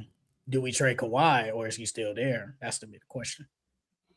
Now, if it's Kawhi still there, and it's well, I was banking on if Kawhi wasn't there. That's why I ain't said Okay. him. But if Kawhi is there, him, Darius, uh, A pick, and that Kawhi, pick, and then that that'd be pick, good. I think that'd be decent. uh, Do got they to gotta draft go a get a big. big. Yeah, they gotta go get a big. They have to. I think that ain't that bad. I ain't gonna lie. I kind of like it. I think it's pretty good. So we have to wait and see. All right, man. Let's get to these teams, bro.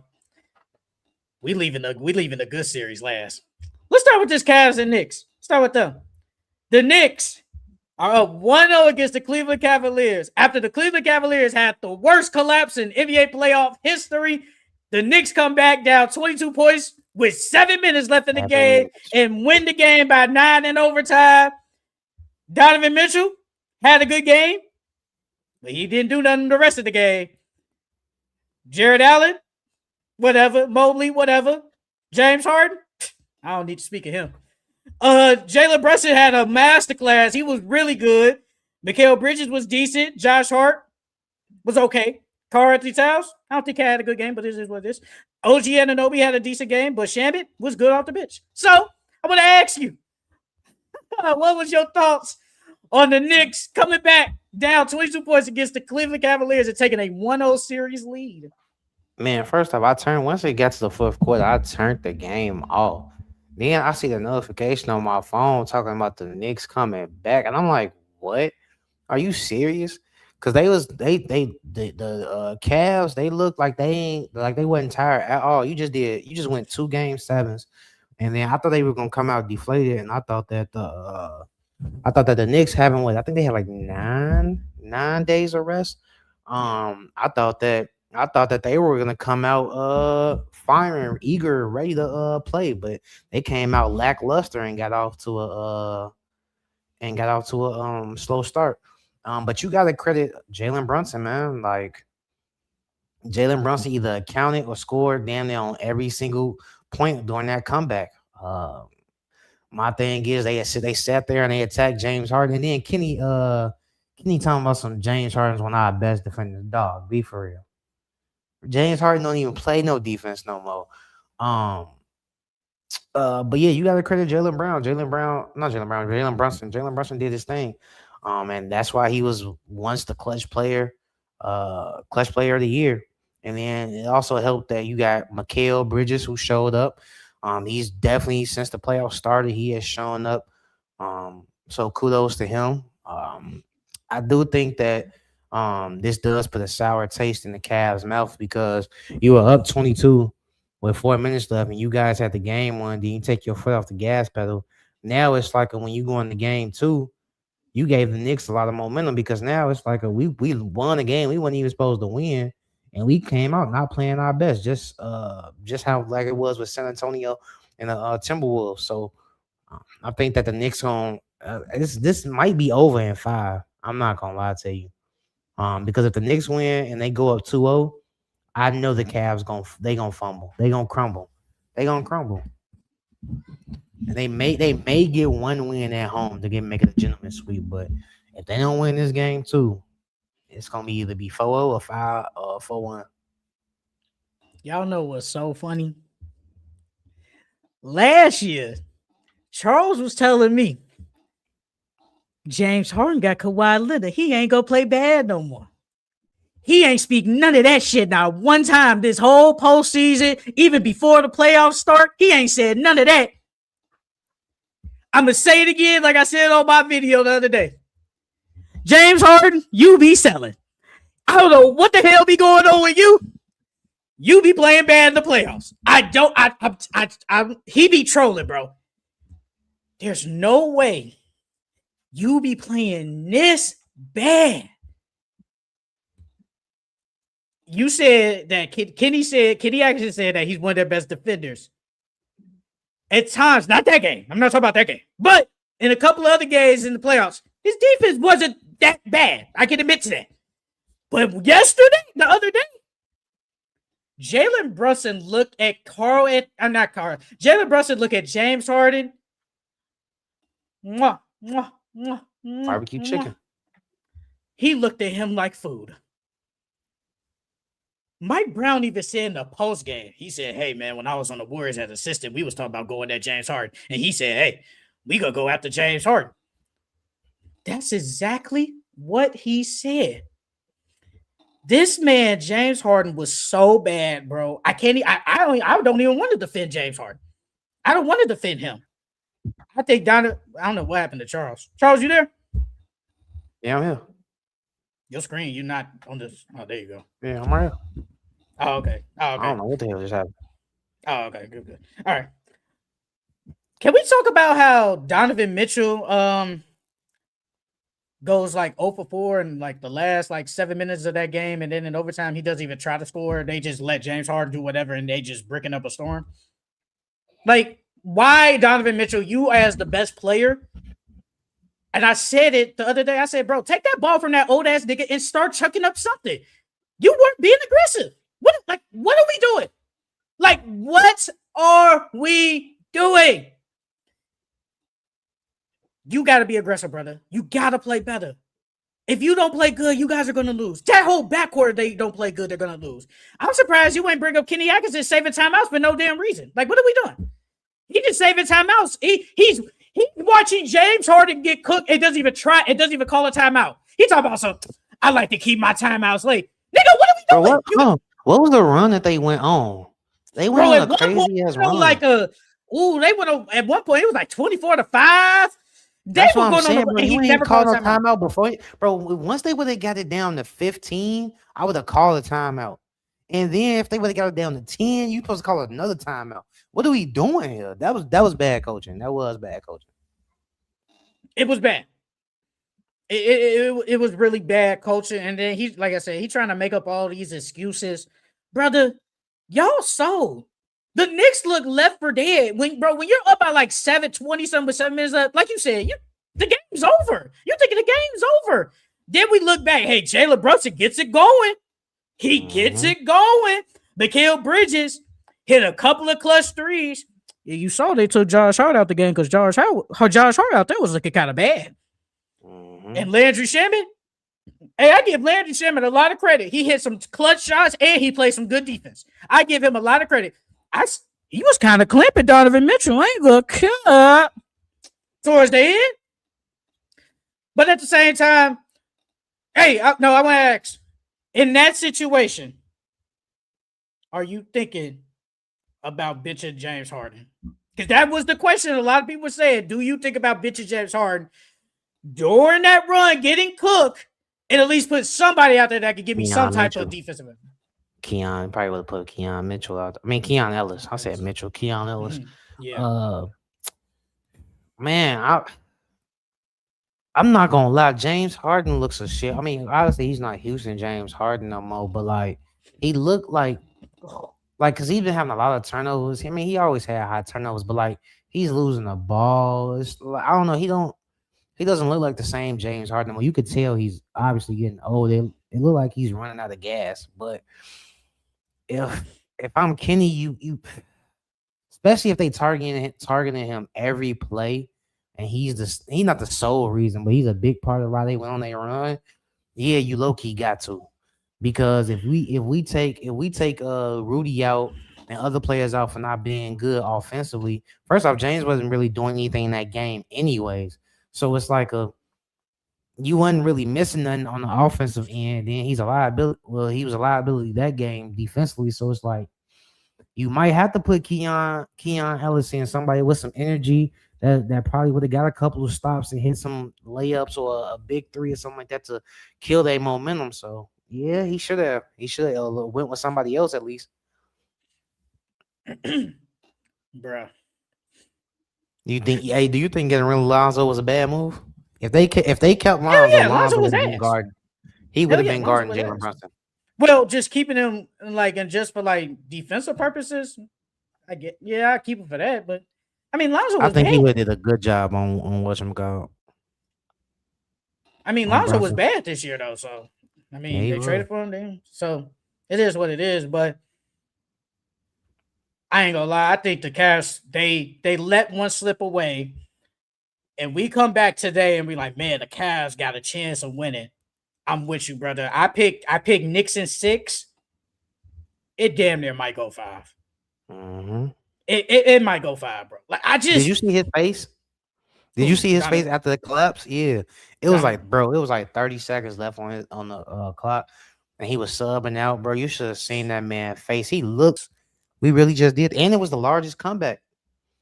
He was I looking think it's like, the bro, I can't Knicks. believe, I think that's the Knicks' largest comeback in playoff history. man. But bro, we talk. It's so. I still don't get it. We talk about the Cavs like, okay, you got Evan Mobley, whatever, Jared Allen, okay, Donovan Mitchell, one of the best 2 guard scorers in the league. James Harden, good player, whatever. They cannot score. I don't get why is it so hard for them to score? They have trouble of scoring. You would think, low key, if I introduced a person that say, let's just say they watch basketball but didn't watch like all year, and it was like, and if I told them like, man, look at this Cavs team, and I would say, do you think this team like be dropping like at least 120 a game? I think a random person actually would say they drop 120 a game, but then when I tell them they be struggling as fuck to score, he look at me like I'm tweaking. I'm like, no, bro, they can't score. They have trouble scoring the basketball.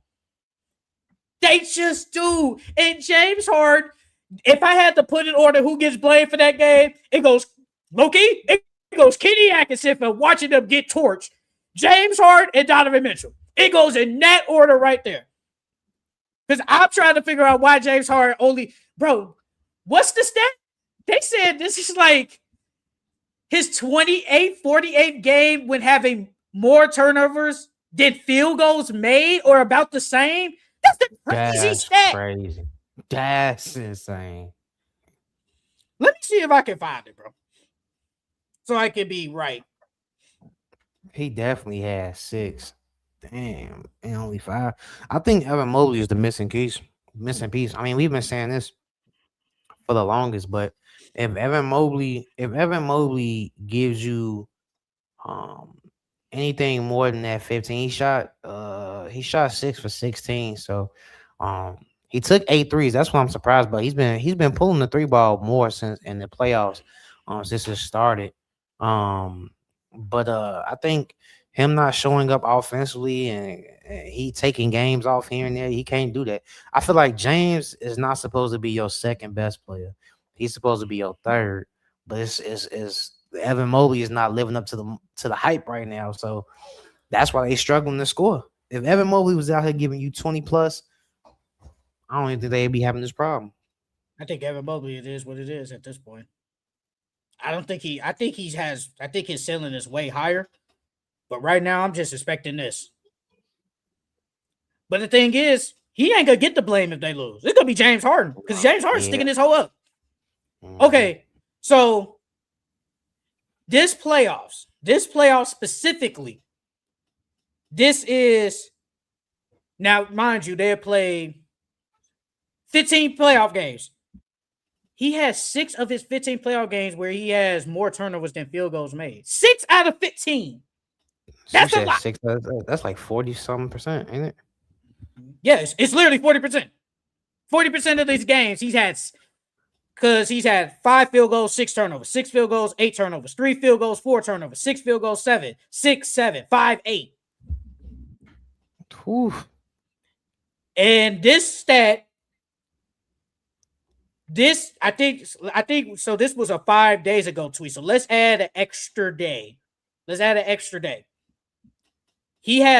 James Harden now has 46 career playoff games with turnovers as field goals made. 46 playoff games. That's a lot. Whew. Well, when he was in Houston, I could understand. He had the ball in his hands a lot. I mean, he still do got the ball in his hands a lot, but now it's just he old, bro. Like if you look at doing this playoffs when they was going for against the Pistons, like it'll be times where he's just losing the ball. Well, he'll make obvious passes. So I can't give you Evan Mobley got to step it up, dog.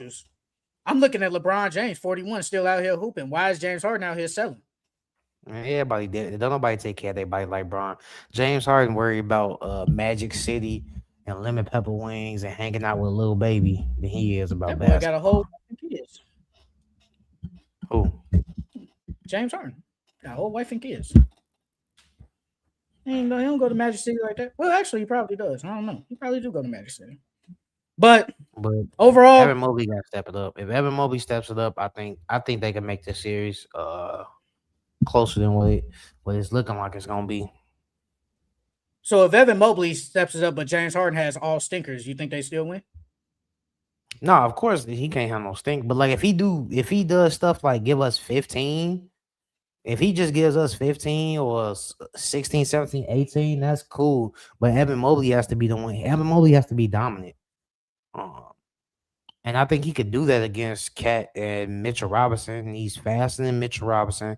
He's faster than Cat. He may not be as big as they are, but he can kill them with skill.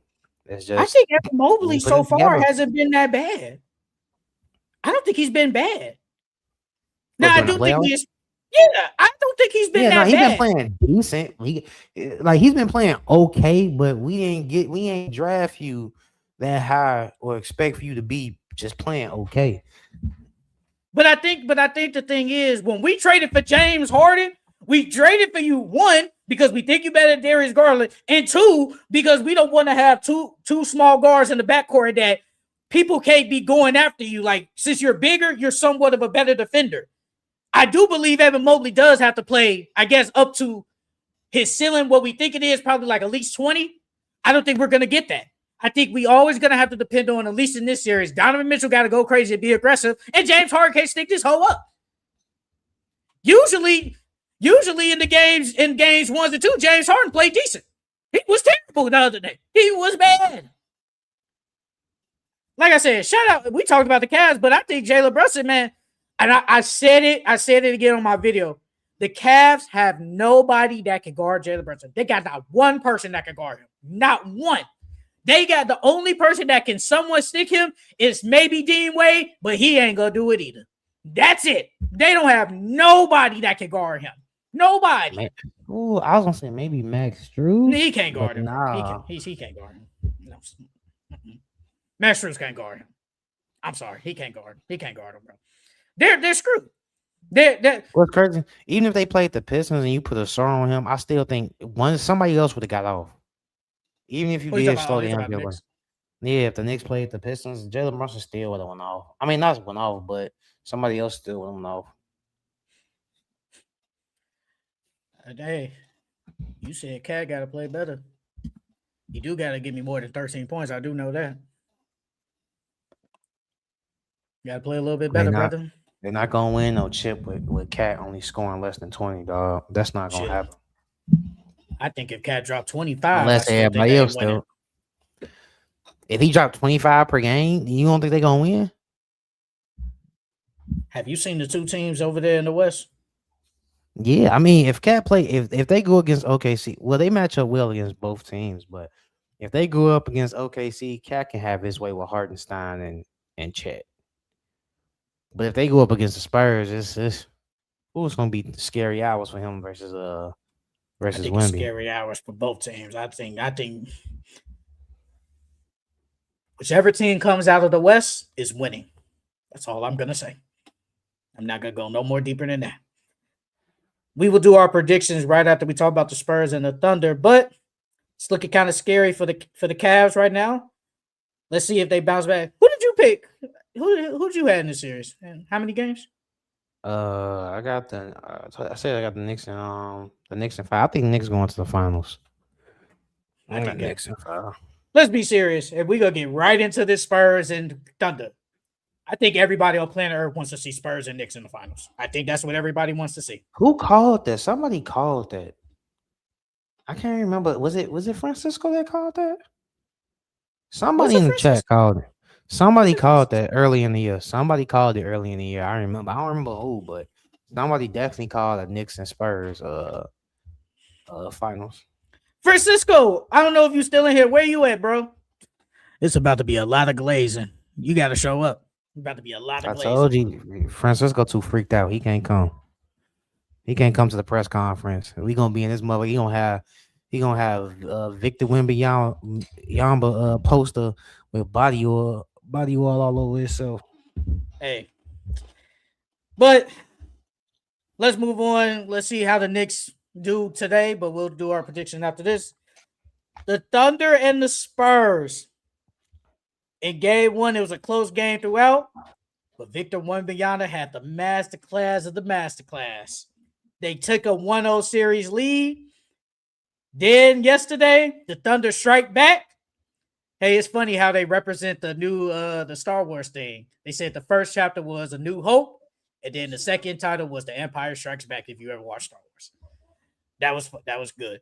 But the Thunder strike back. They even the series at one at one. SGA has a better game. Victor played good, but there was a lot of injuries in that game, though. But I want to start this time. Last week I said, and it's so crazy. I uploaded 3 Victor Wembanyama videos, and while I'm uploading these videos, I'm like, man, it's a lot of glazing I'm uploading low key. There's a lot of glazing. I said Victor Wembanyama is a top 5 player in the NBA. This man might be top 3 and not number 3. What I saw the other day was probably one of the best playoff games I've ever seen in my life. No exaggeration. Probably one of the best individual games I ever seen for a player. Victor Wembanyama was a monster. You saw that look in his eyes when he saw SGA get that MVP. He said, I want that. I thought Vic was amazing with the 40 and 24. Stephon Castle and Dylan Harper, they were some dogs in game one. They were some dogs. SGA didn't have a good game. Alex Caruso, they ruined the Alex Caruso masterclass. Alex Caruso hit 8 3-pointers in game one. Hit 8. Mm-hmm.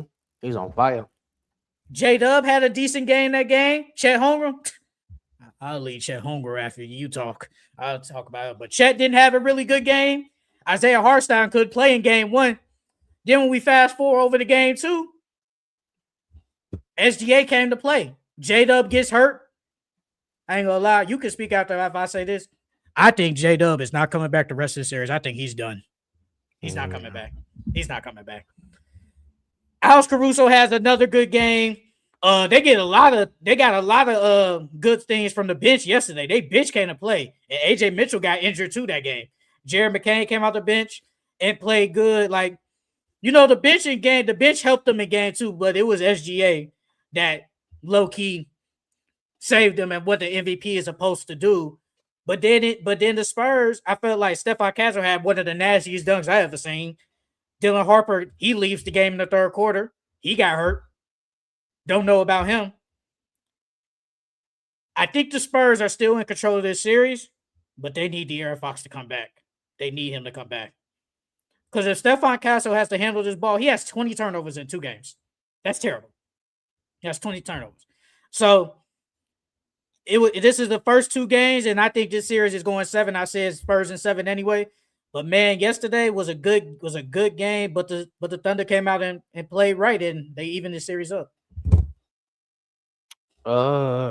Before I start, I mean, LeBron James had a lot of good playoff performances too, dog.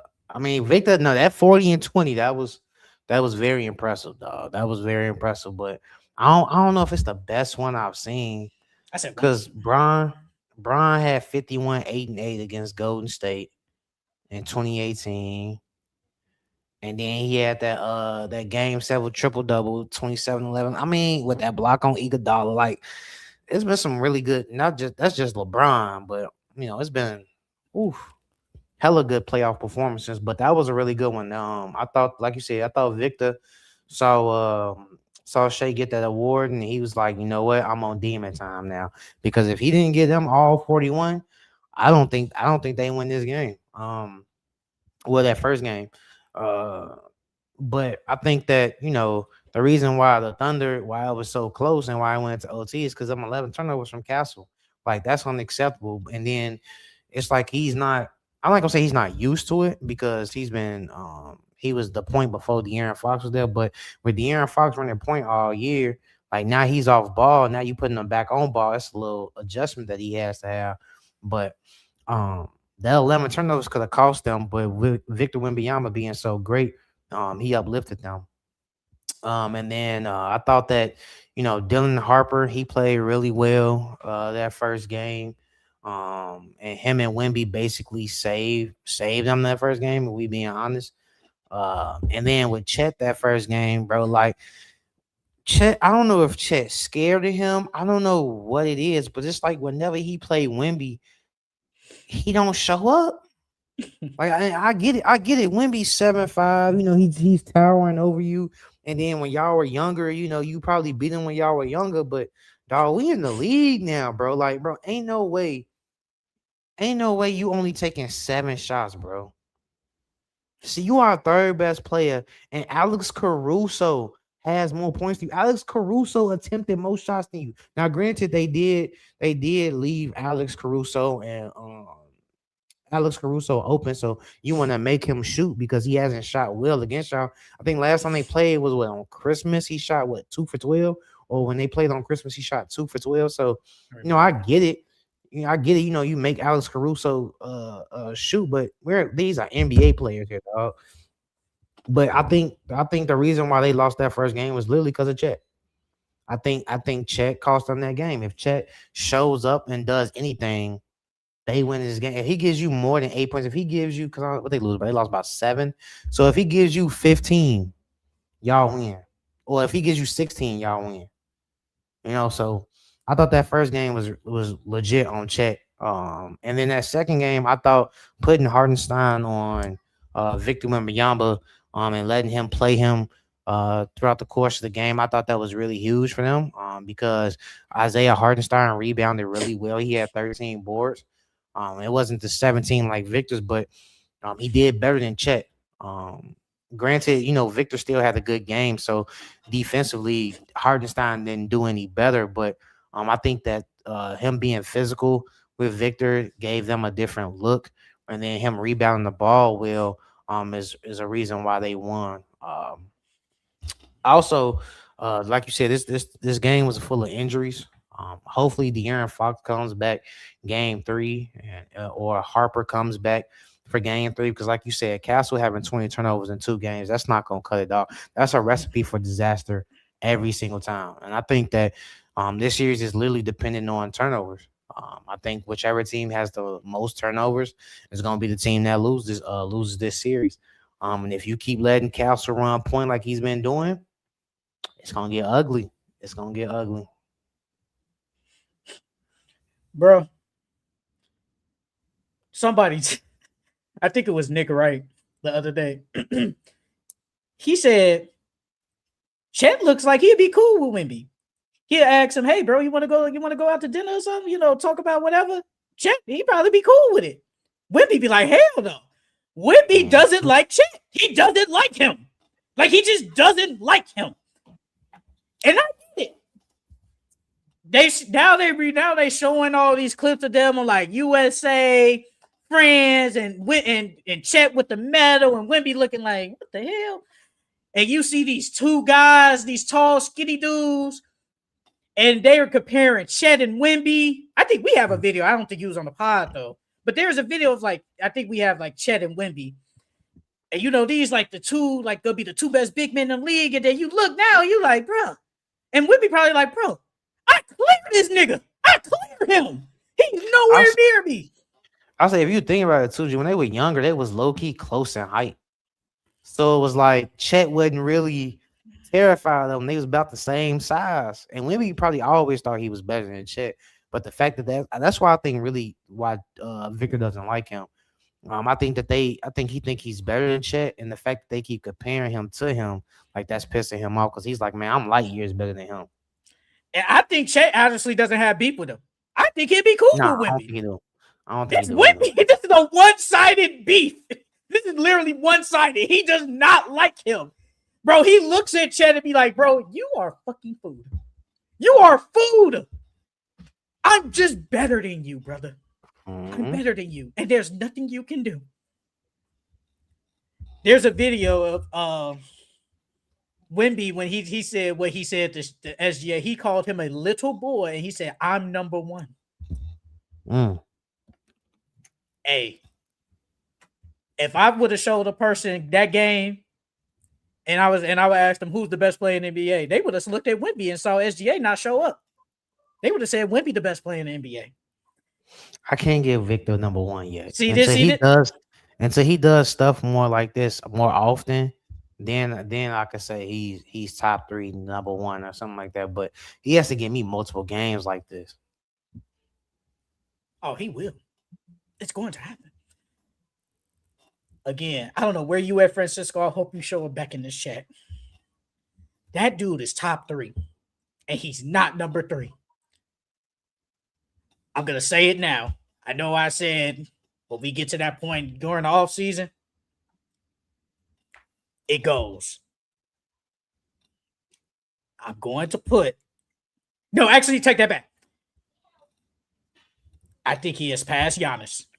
I think he's passed him. I think he's better than Giannis right now. And I think he's better than Luka. I'm going to say that right now. I think he's better than them. Now, if anybody wants to put him at better than Jokic or Shea, that's fine. I think he's better than those two at least. And honestly, so there's a chance. Huh? What'd you say? I said you basically saying he's number 1 now. He might be, bro. The fact that because it's so funny to me. When we all look at the top 5 players in the NBA, like I said last week, I think SGA, Luka, Wemby, Giannis, and Jokic. He plays both sides at a high level. None of those 5 are a better defender than him. That's just facts. And honestly, he can give you if he wants to give you almost 30, he can, but I don't think he has to. He could give you 25 with 20 rebounds and with almost 3 blocks. You can honestly say that's damn near up to par with what Jokic or say Luka does on offense. You can say that because those two are not going to give you nothing really on the defensive end. And if I'm already peaks higher than you on defense, my offense is damn near my offense and defense is almost as good as your offense combined. Just your offense. So how come I'm not better than you? And I get it. I think I don't know, you can correct me. Like you said, you need to see more. That's fine. And they have more accomplishments. That's fine. I have no problem with that. But if you look at just the player, you can make the argument he is easily probably number 1 or at least in the top 3. Just the player. You can make that argument. Because I think, like, if Giannis was good, like, I think Giannis is still a good defender, but he's not how the defender he was back in his heyday. And nowhere near better than what Wemby is. It's not better than him. Just the facts. And Luka, his defense is just so bad. Doesn't matter. Luka could drop 30 and have 38 and 8 all he wants, but if Wemby could give you 26 and 20, doesn't matter. I think honestly, I think he's top 3. I know. This is a week later, and it's off of basically 2 games, but I think that game, opening conference finals game, that was an amazing game. That was an amazing game by him. He literally carried them to a victory, literally. And then looked at Chet as fool. Oh yeah, and another thing, that man Isaiah Hartenstein was holding the shit out of Wemby. Yeah, he was. He was holding the shit out of him. And the rest wasn't calling nothing. Like, what are we doing? I think the Spurs are in control because they took home court advantage. But I think at this point it's coming down to like how it is in fantasy. Who got the healthiest team? I think that's what, bro. I think J-Dub's gone. I think he's not coming back. Dylan Harper, was it the hamstring or was it a quad? It was his leg. I don't know. It looked like, it honestly looked like to me it looked like the way he fell. Who fell on his? Somebody fell on his leg. Who fell on his leg? It looked like it was more like of an ankle calf thing. That's just me. I could be wrong. Cause it just says leg, but see on here it says hamstring, but he said for MRI. If it's the hamstring, I ain't gonna lie, he might be done for the series too. It seems like any player that gets a hamstring injury is done. They low-key need to sit out the year. Aaron Gordon, he got injured. Well, didn't he get injured the first game? No, he got injured in game 3. Third game of the season with a hammy. Tried to come back, re-injures his hammy. Oh, you talking about in the regular season or just in the playoffs? I was thinking of the playoffs. Regular season. No, regular season. Oh, that was probably like that. I don't think it was third game, but it was kind of like somewhat early middle season. Yeah, it was somewhere around there. Yeah. He missed damn near the whole season. Like them hamstring injuries ain't no joke. Last year was the Achilles. Now this whole year has been hamstrings. Yeah. I think it happened when he went up for that oop that Jared McCann threw him. Because after that, he ain't looked the same after that. AJ Mitchell got hurt. De'Aaron, bro, they say, I don't know. They say he has a high ankle sprain. I ain't gonna cap, brother. You better shoot some stuff up. They need you. And I think they just need like just another like a ball handler, bro. Like De'Aaron Fox is not giving you 11 turnovers. He's not gonna do that. Like I think Stephon Castle and Dylan Harper have played great, and I think Dylan Harper in game 1 was handling the ball was amazing, bro. He had like 6-7 steals with like 1 turnover. He was amazing. I thought he played great, but Stephon Castle handling his ball. They lost that game because of the turnovers. Because every time the Spurs got it close, turnover. Every time they got it close, turnover. Too many turnovers. If you cut those turnovers in half, y'all probably win the game. I ain't gonna lie, y'all probably win and go up 2-0. And the thing is, y'all turned the ball over crazy in game 1, but Wemby was just so great, y'all was able to overcome that.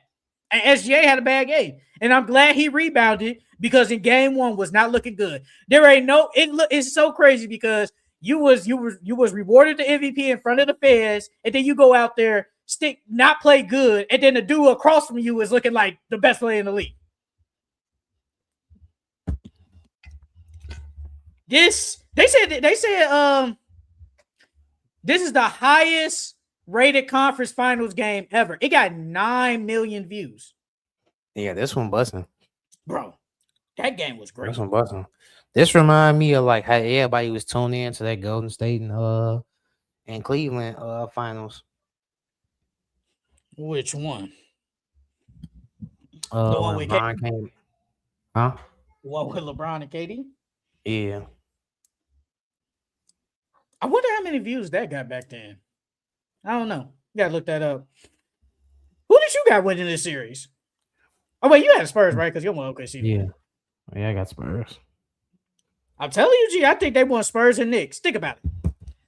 Get a finals matchup, you got the Knicks. Probably the most famous team in the NBA. And then you got Victor Wembanyama, arguably the best player in the league, playing in Madison Square Garden on the big stage. The NBA wants that. I think that's what they want. It's so funny how with OKC, like, usually when it's teams like, I do want to ask you if you do want to answer this.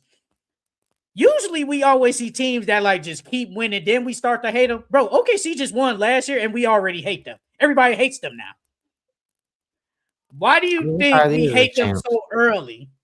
It's the same thing with Golden State. When they was winning, they hated them. When Boston won, people hated them the next year. Nah. I think it's because like this team has a chance to be a dynasty though. I thought it was because of the foul, of the foul baiting. They legit got a chance. They be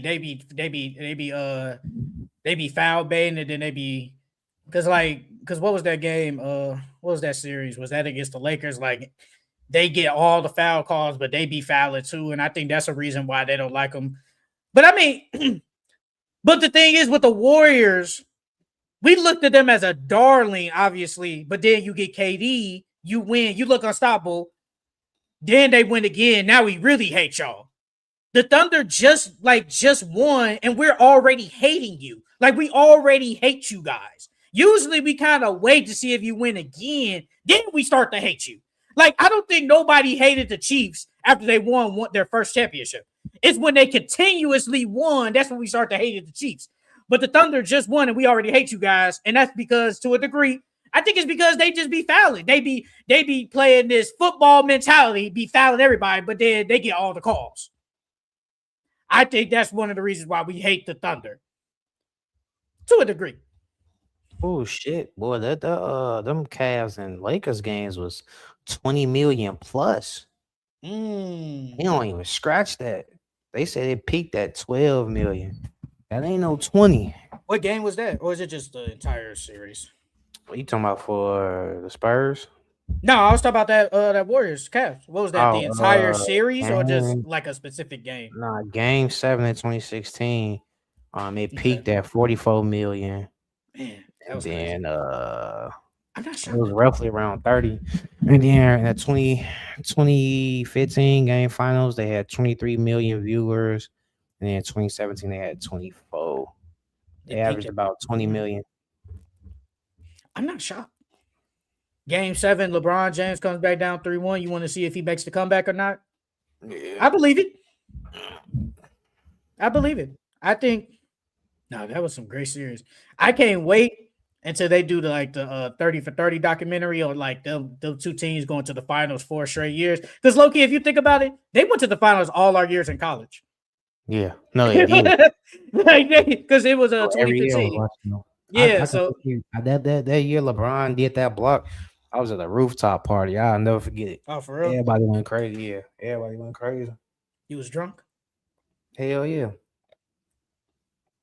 You almost fell off the roof because he was too excited. Hell no. Because you was too excited, you almost fell, or did you fall? Hell no. Do I got anything else? I did see this little cup one I wanted to ask you. Let me see if I can find it.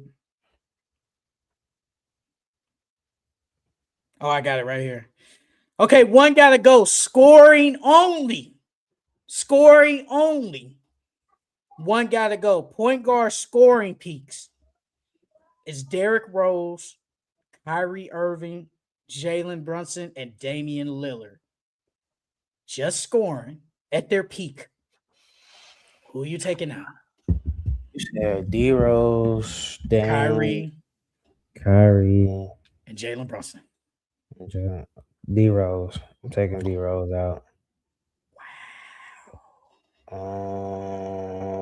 Wow. Oh, one keep 3? No, it's just one. All you gotta do is just take out one. No. Oh, take out one? Yeah, I'm taking D Rose out. Wow. I'm shocked. All of them are better shooters than him. Well, just scoring. You think they better score than Pete Rose? Yeah. Because Pete Rose, he ain't really had no jump shot like that. All those guys got jump shots. You think? Wow, I'm shocked that I ain't gonna lie. I'm kind of shocked you think Jalen Brunson peak scored is better than Pete Rose. Wow, I never seen Rose average 30 before. Even though he ain't average 30, do you think? But do we could, as a point guard though, just scoring though, able to score the ball, get to the rack with the quickness, with the crossover? That ain't better than Jalen Brunson? Peak Nah, Jalen so Brunson? even D Rose came out and said it himself. He's a pass first guy. He likes to pass. He can score when they need him to, but he likes to pass. Uh, I think those guys are better scorers than him though. Wow. I'm shocked. I can't believe it. And before we get to our predictions, because they ain't really nothing else to talk about. If the Thunder flame out and Chet sucks, are you doing this trade? Chet Holmgren and Lou Dort in the 26th first round pick, and they go after Giannis. The Thunder get Giannis. Are you doing I it? get him J Dub. I ain't gonna lie to you. I get him J Dub. I think low key. I think J Dub getting hurt and then them playing so well without him the entire year and basically making a Western Conference Finals without him shows that he's expendable. Um, I think he makes the second most money on their team, right? Yes. Yeah, Second you or third. trade him. You trade him. You get a little bit of money off your cap. Um, I Because you would, get Giannis. About the yeah. If I'm same. getting Giannis, I'll trade J Dub. To be honest with you, I'll trade J Dub. I keep Chet. Even though he always be getting bitch by Wemby. Yeah, I'm still keeping Chet. So Cause J Dub, Hardenstein, they probably gonna let Hardenstein walk, and so you gonna need if you get Giannis, you gonna need them to down there. And then Hardenstein can't stretch the flow. So see, I've come to the. I kind of been come to the conclusion probably really after like the finals run. I think J Dub is better than Chet. I think I yeah, would rather keep Chet because he's a big and play defense and can block shots. But I think now I've come to the realization J Dub is better than him. yeah. So even He though got J injured, Dub, messed him up. you said what? That year Chet got injured, messed him up. That messed up Which his year? trajectory. The first year or the? Yeah, when with that foot injury, when Bron stepped on his foot or something like that in the I think it pro. was like that third year because remember the third year he landed on his hip and missed a lot of time. He hurt his Yeah, and he he had did. to get surgery. So I think if I replace Giannis with Chet, and I agree with you, J Dub getting hurt and all that. I think I do it if they flame out and lose. But because if Chet looking like fool, I feel like it's cool if we just keep J Dub because we know J Dub going to score. He just got to stay healthy. But if Chet is always just going to lose against Wemby, it really like we can have J Dub. I mean, we can have like if I replace Giannis, that's fine. But Wemby is always just going to look at Chet as fool. It doesn't matter. It don't matter. My only problem with it is Chet not fighting back, dog. Where's Oh, your he taking it all cojones at? raw. He taking it all raw. Yeah, No all around, no lube, lube. no lube, No. dog, no lube. He maybe some Vaseline, but I doubt that. But Chet not fighting back at all. Like that's the problem. Like I feel like if he was fighting back, yeah, it's still gonna be bad because when be out there dropping 40 and 20 on you. But bro, dog, giving me 8 points, and I think 7 rebounds, that's not enough. If you would have gave me like 18 and 12, you at least fought back, but he's not even fighting back. He not even he's just getting punched on. In 8 games against Victor, Chet is only giving you 13 and 7. I mean, he got a bunch of single digit. You said in 13 games. No, they played 8 games against each other, Eight. and He he's got some averaging single digits in 13 there. and 7. He got some single digits in there for sure. Oh, he got some single digits. He first game, last game, really 8 points. He had 10, 25, he had 7. He Then had 25. he had a 23-point game. That was in 24. What did he shoot? Did That Victor play 23 that game? game? Yeah, what was Well, his yeah, score? because it says against Victor, so I'm guessing he played that game. He shot 66 from the field that game, 25 from the 3. No, I'm saying like the field goals. How many did he take? Oh, how many did he take? He Yeah. took that game. He took 12. See, that's still not aggressive enough, dog. Because he probably had hella free throws, didn't he? Let me see. If he had No, he 23, only had six free he only, throws. he only had 6. Okay. He He went getting big shots. 7. He went 7 for no wait, I'm tweaking. No, whoa, hold on. He went 8 for 12 that game. 8 for 12. 8 for 12. And then what And he shoot only from hit three? 1 3. He shot Yeah, he 66 damn from near the shot field. perfect in the field, dog. Like that ain't.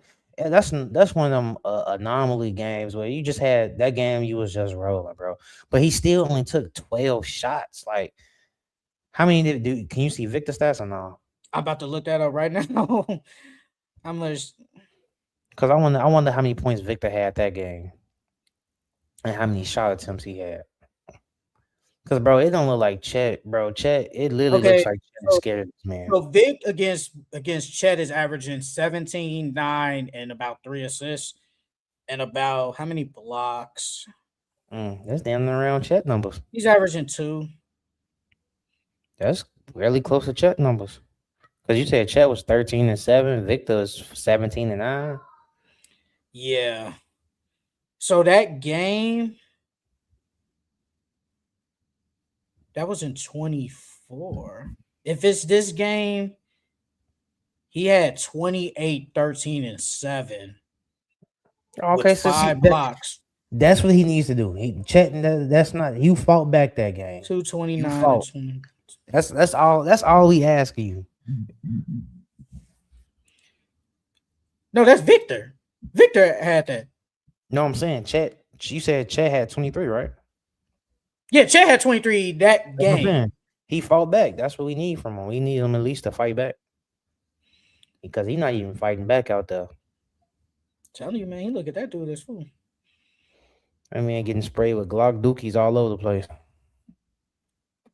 Okay, this game was 229, 229-24. Let me see if Vic played that game real quick. 229-24. Remember that. 229. Wemby.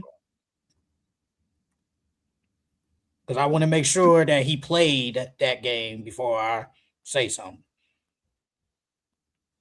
Yep, he played that game. Yep, he had 28, 13, and 7 with 5 blocks against Chet that game. Yeah. And Chet had the 23 and whatever.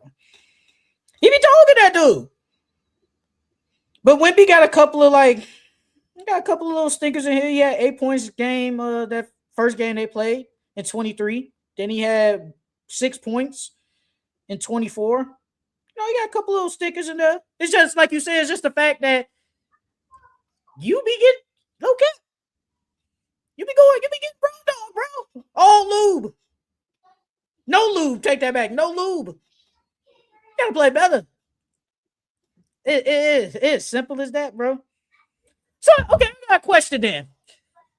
You say you can't put Wemby up there yet. So if Wemby wins the championship, you don't even got to name players. Is he in the top 5?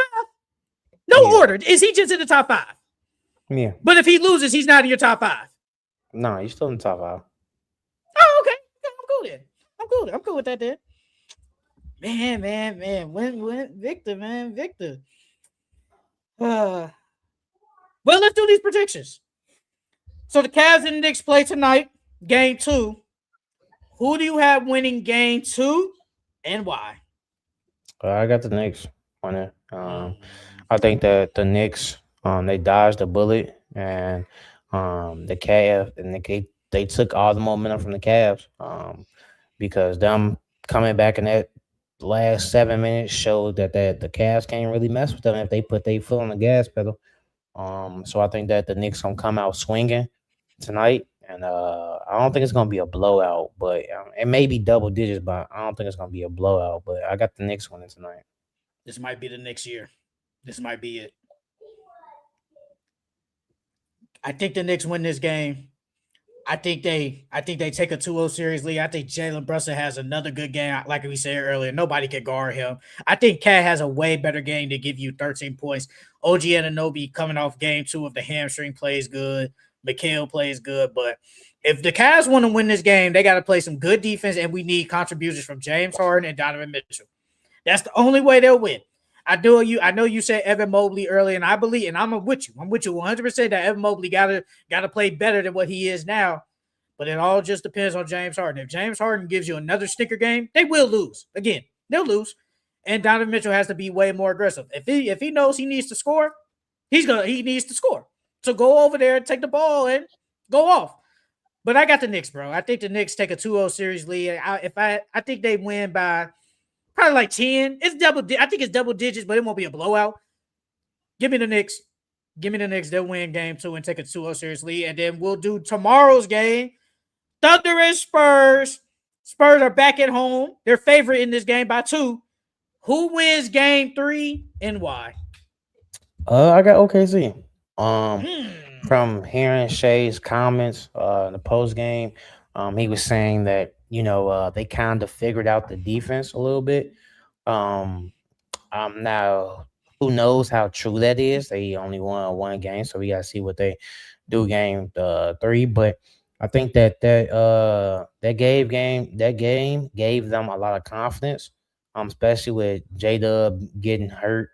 Was having that really good game 1 and getting hurt. And then those guys off the bench playing really well. So I think they found some new confidence. I think it's still gonna be close. But I got OKC winning. Dylan Harper is injured. We don't know if De'Aaron Fox is gonna play in game 3 with the ankle. Give me the best player in the world, Victor Wembanyama. The GOAT. I think the Spurs win game 3. Look, man, I think Victor sees that, man, if I play better, if I play up to like God standards, we win this game. I think Victor Wembanyama has a masterclass in game 3. Coming back home in the Western Conference Finals. The Spurs ain't been to West Conference Finals since what? They won the championship? No, take that back. No, wait. Was it that championship? When in 2014, or did the Thunder play them later? Doesn't matter. If Stephon Castle turns the ball over, let's just say 4 or 5 times, they win the game. I believe they win the game. We gonna need Champagnie to hit some clutch shots. If somebody else is hurt, we need Harrison Barnes, we need Carter Bryant, who has been a great defensive player. I give him credit. They can win this game. But it all depends on Victor. If Victor comes out there aggressive, starting out hot, because I don't think last game he came out aggressive. I truly don't. Mm-hmm. But if he does that this game, I think they win. But I do think SGA, J-Dub is 2017. That's when Kawhi got hurt. Yeah, when Kawhi got hurt. That's the last time they went to the conference finals. Oh, against the Warriors? Mm-hmm. Yeah. Okay. So they ain't been to the conference finals in damn, they're almost 10 years. Jesus Christ. So yeah. I think SGA is going to play at the MVP level. We need a 30 ball for him if they want to win. AJ Mitchell, I don't know the status of him, but I think they gonna need him if J-Dub isn't there. Chet, I ain't gonna lie. You gotta put his big boy pants on. You gotta put his big boy pants on. He gotta put on the gangster draws. The ones with the little squares. You know the ones I'm talking about. you know the ones, them dirty little gangster draws. You gotta put them on. Yeah, get down and dirty, huh? Man, because if you get digged down again, it's over for you, brother. But no, though, we need Chet to play better, bro. And Isaiah Hartenstein, he played better in game 2, but I don't think he gonna get away with all that grabbing Wemby and shit. That shit was crazy. Especially not that Spurs at home. Yeah, they ain't gonna let it fly. But if they get contributions from the bench like they did in game 2, they got a chance of winning. But give me Vic, bro. I think Vic comes out aggressive. And they win game 2. I mean, they win game 3. I think they win game 3 and take a 2-1 series lead. That's it for the Full Court Entertainment Podcast. Make sure you guys like, comment, and subscribe to Full Court Entertainment Podcast on Instagram, TikTok, Twitter, and Facebook. And if you want to hear me and Charles heated debate earlier and just yap for 2 hours and a half, we are also on Apple Podcasts and Spotify. Thank you, everybody, for showing up, and people was in the comments. Like I said, make sure you guys hype, like, subscribe to all our videos that's on Twitter, TikTok. Oh, yeah, real quick. You people on TikTok get on my goddamn nerves. Y'all be so thirsty to come at me when I make a prediction on the game, because everybody was on my case. When I said that I thought the Pistons was going to win game 6, and here come everybody, oh, they aged poorly. Oh, you wrong, yada, yada. But then when I picked the Spurs to win game 1, everybody quiet. I don't see nobody in the comments. Y'all some lame ass niggas. I hate y'all. But that ain't the point. Hate always louder than love. But I love the hate. It shows that y'all be watching. So I'm glad. But that's it for us. Oh yeah. Next week, like we said a couple of weeks ago, we should do our first mock draft, but just the lottery though. Next week, just the lottery. Not the whole first round. We will save the whole first round for the week before the draft starts. Yeah, I saying the draft is what the second week of June, right? No, I think it's like third. I think it's the third week. So next week we will do our first mock draft, but just the lottery, nothing else, and then we'll save our whole first round mock draft until later on in the date. But until then, we will see you guys next time, and next week we will see who takes control of these conference finals. See y'all next time.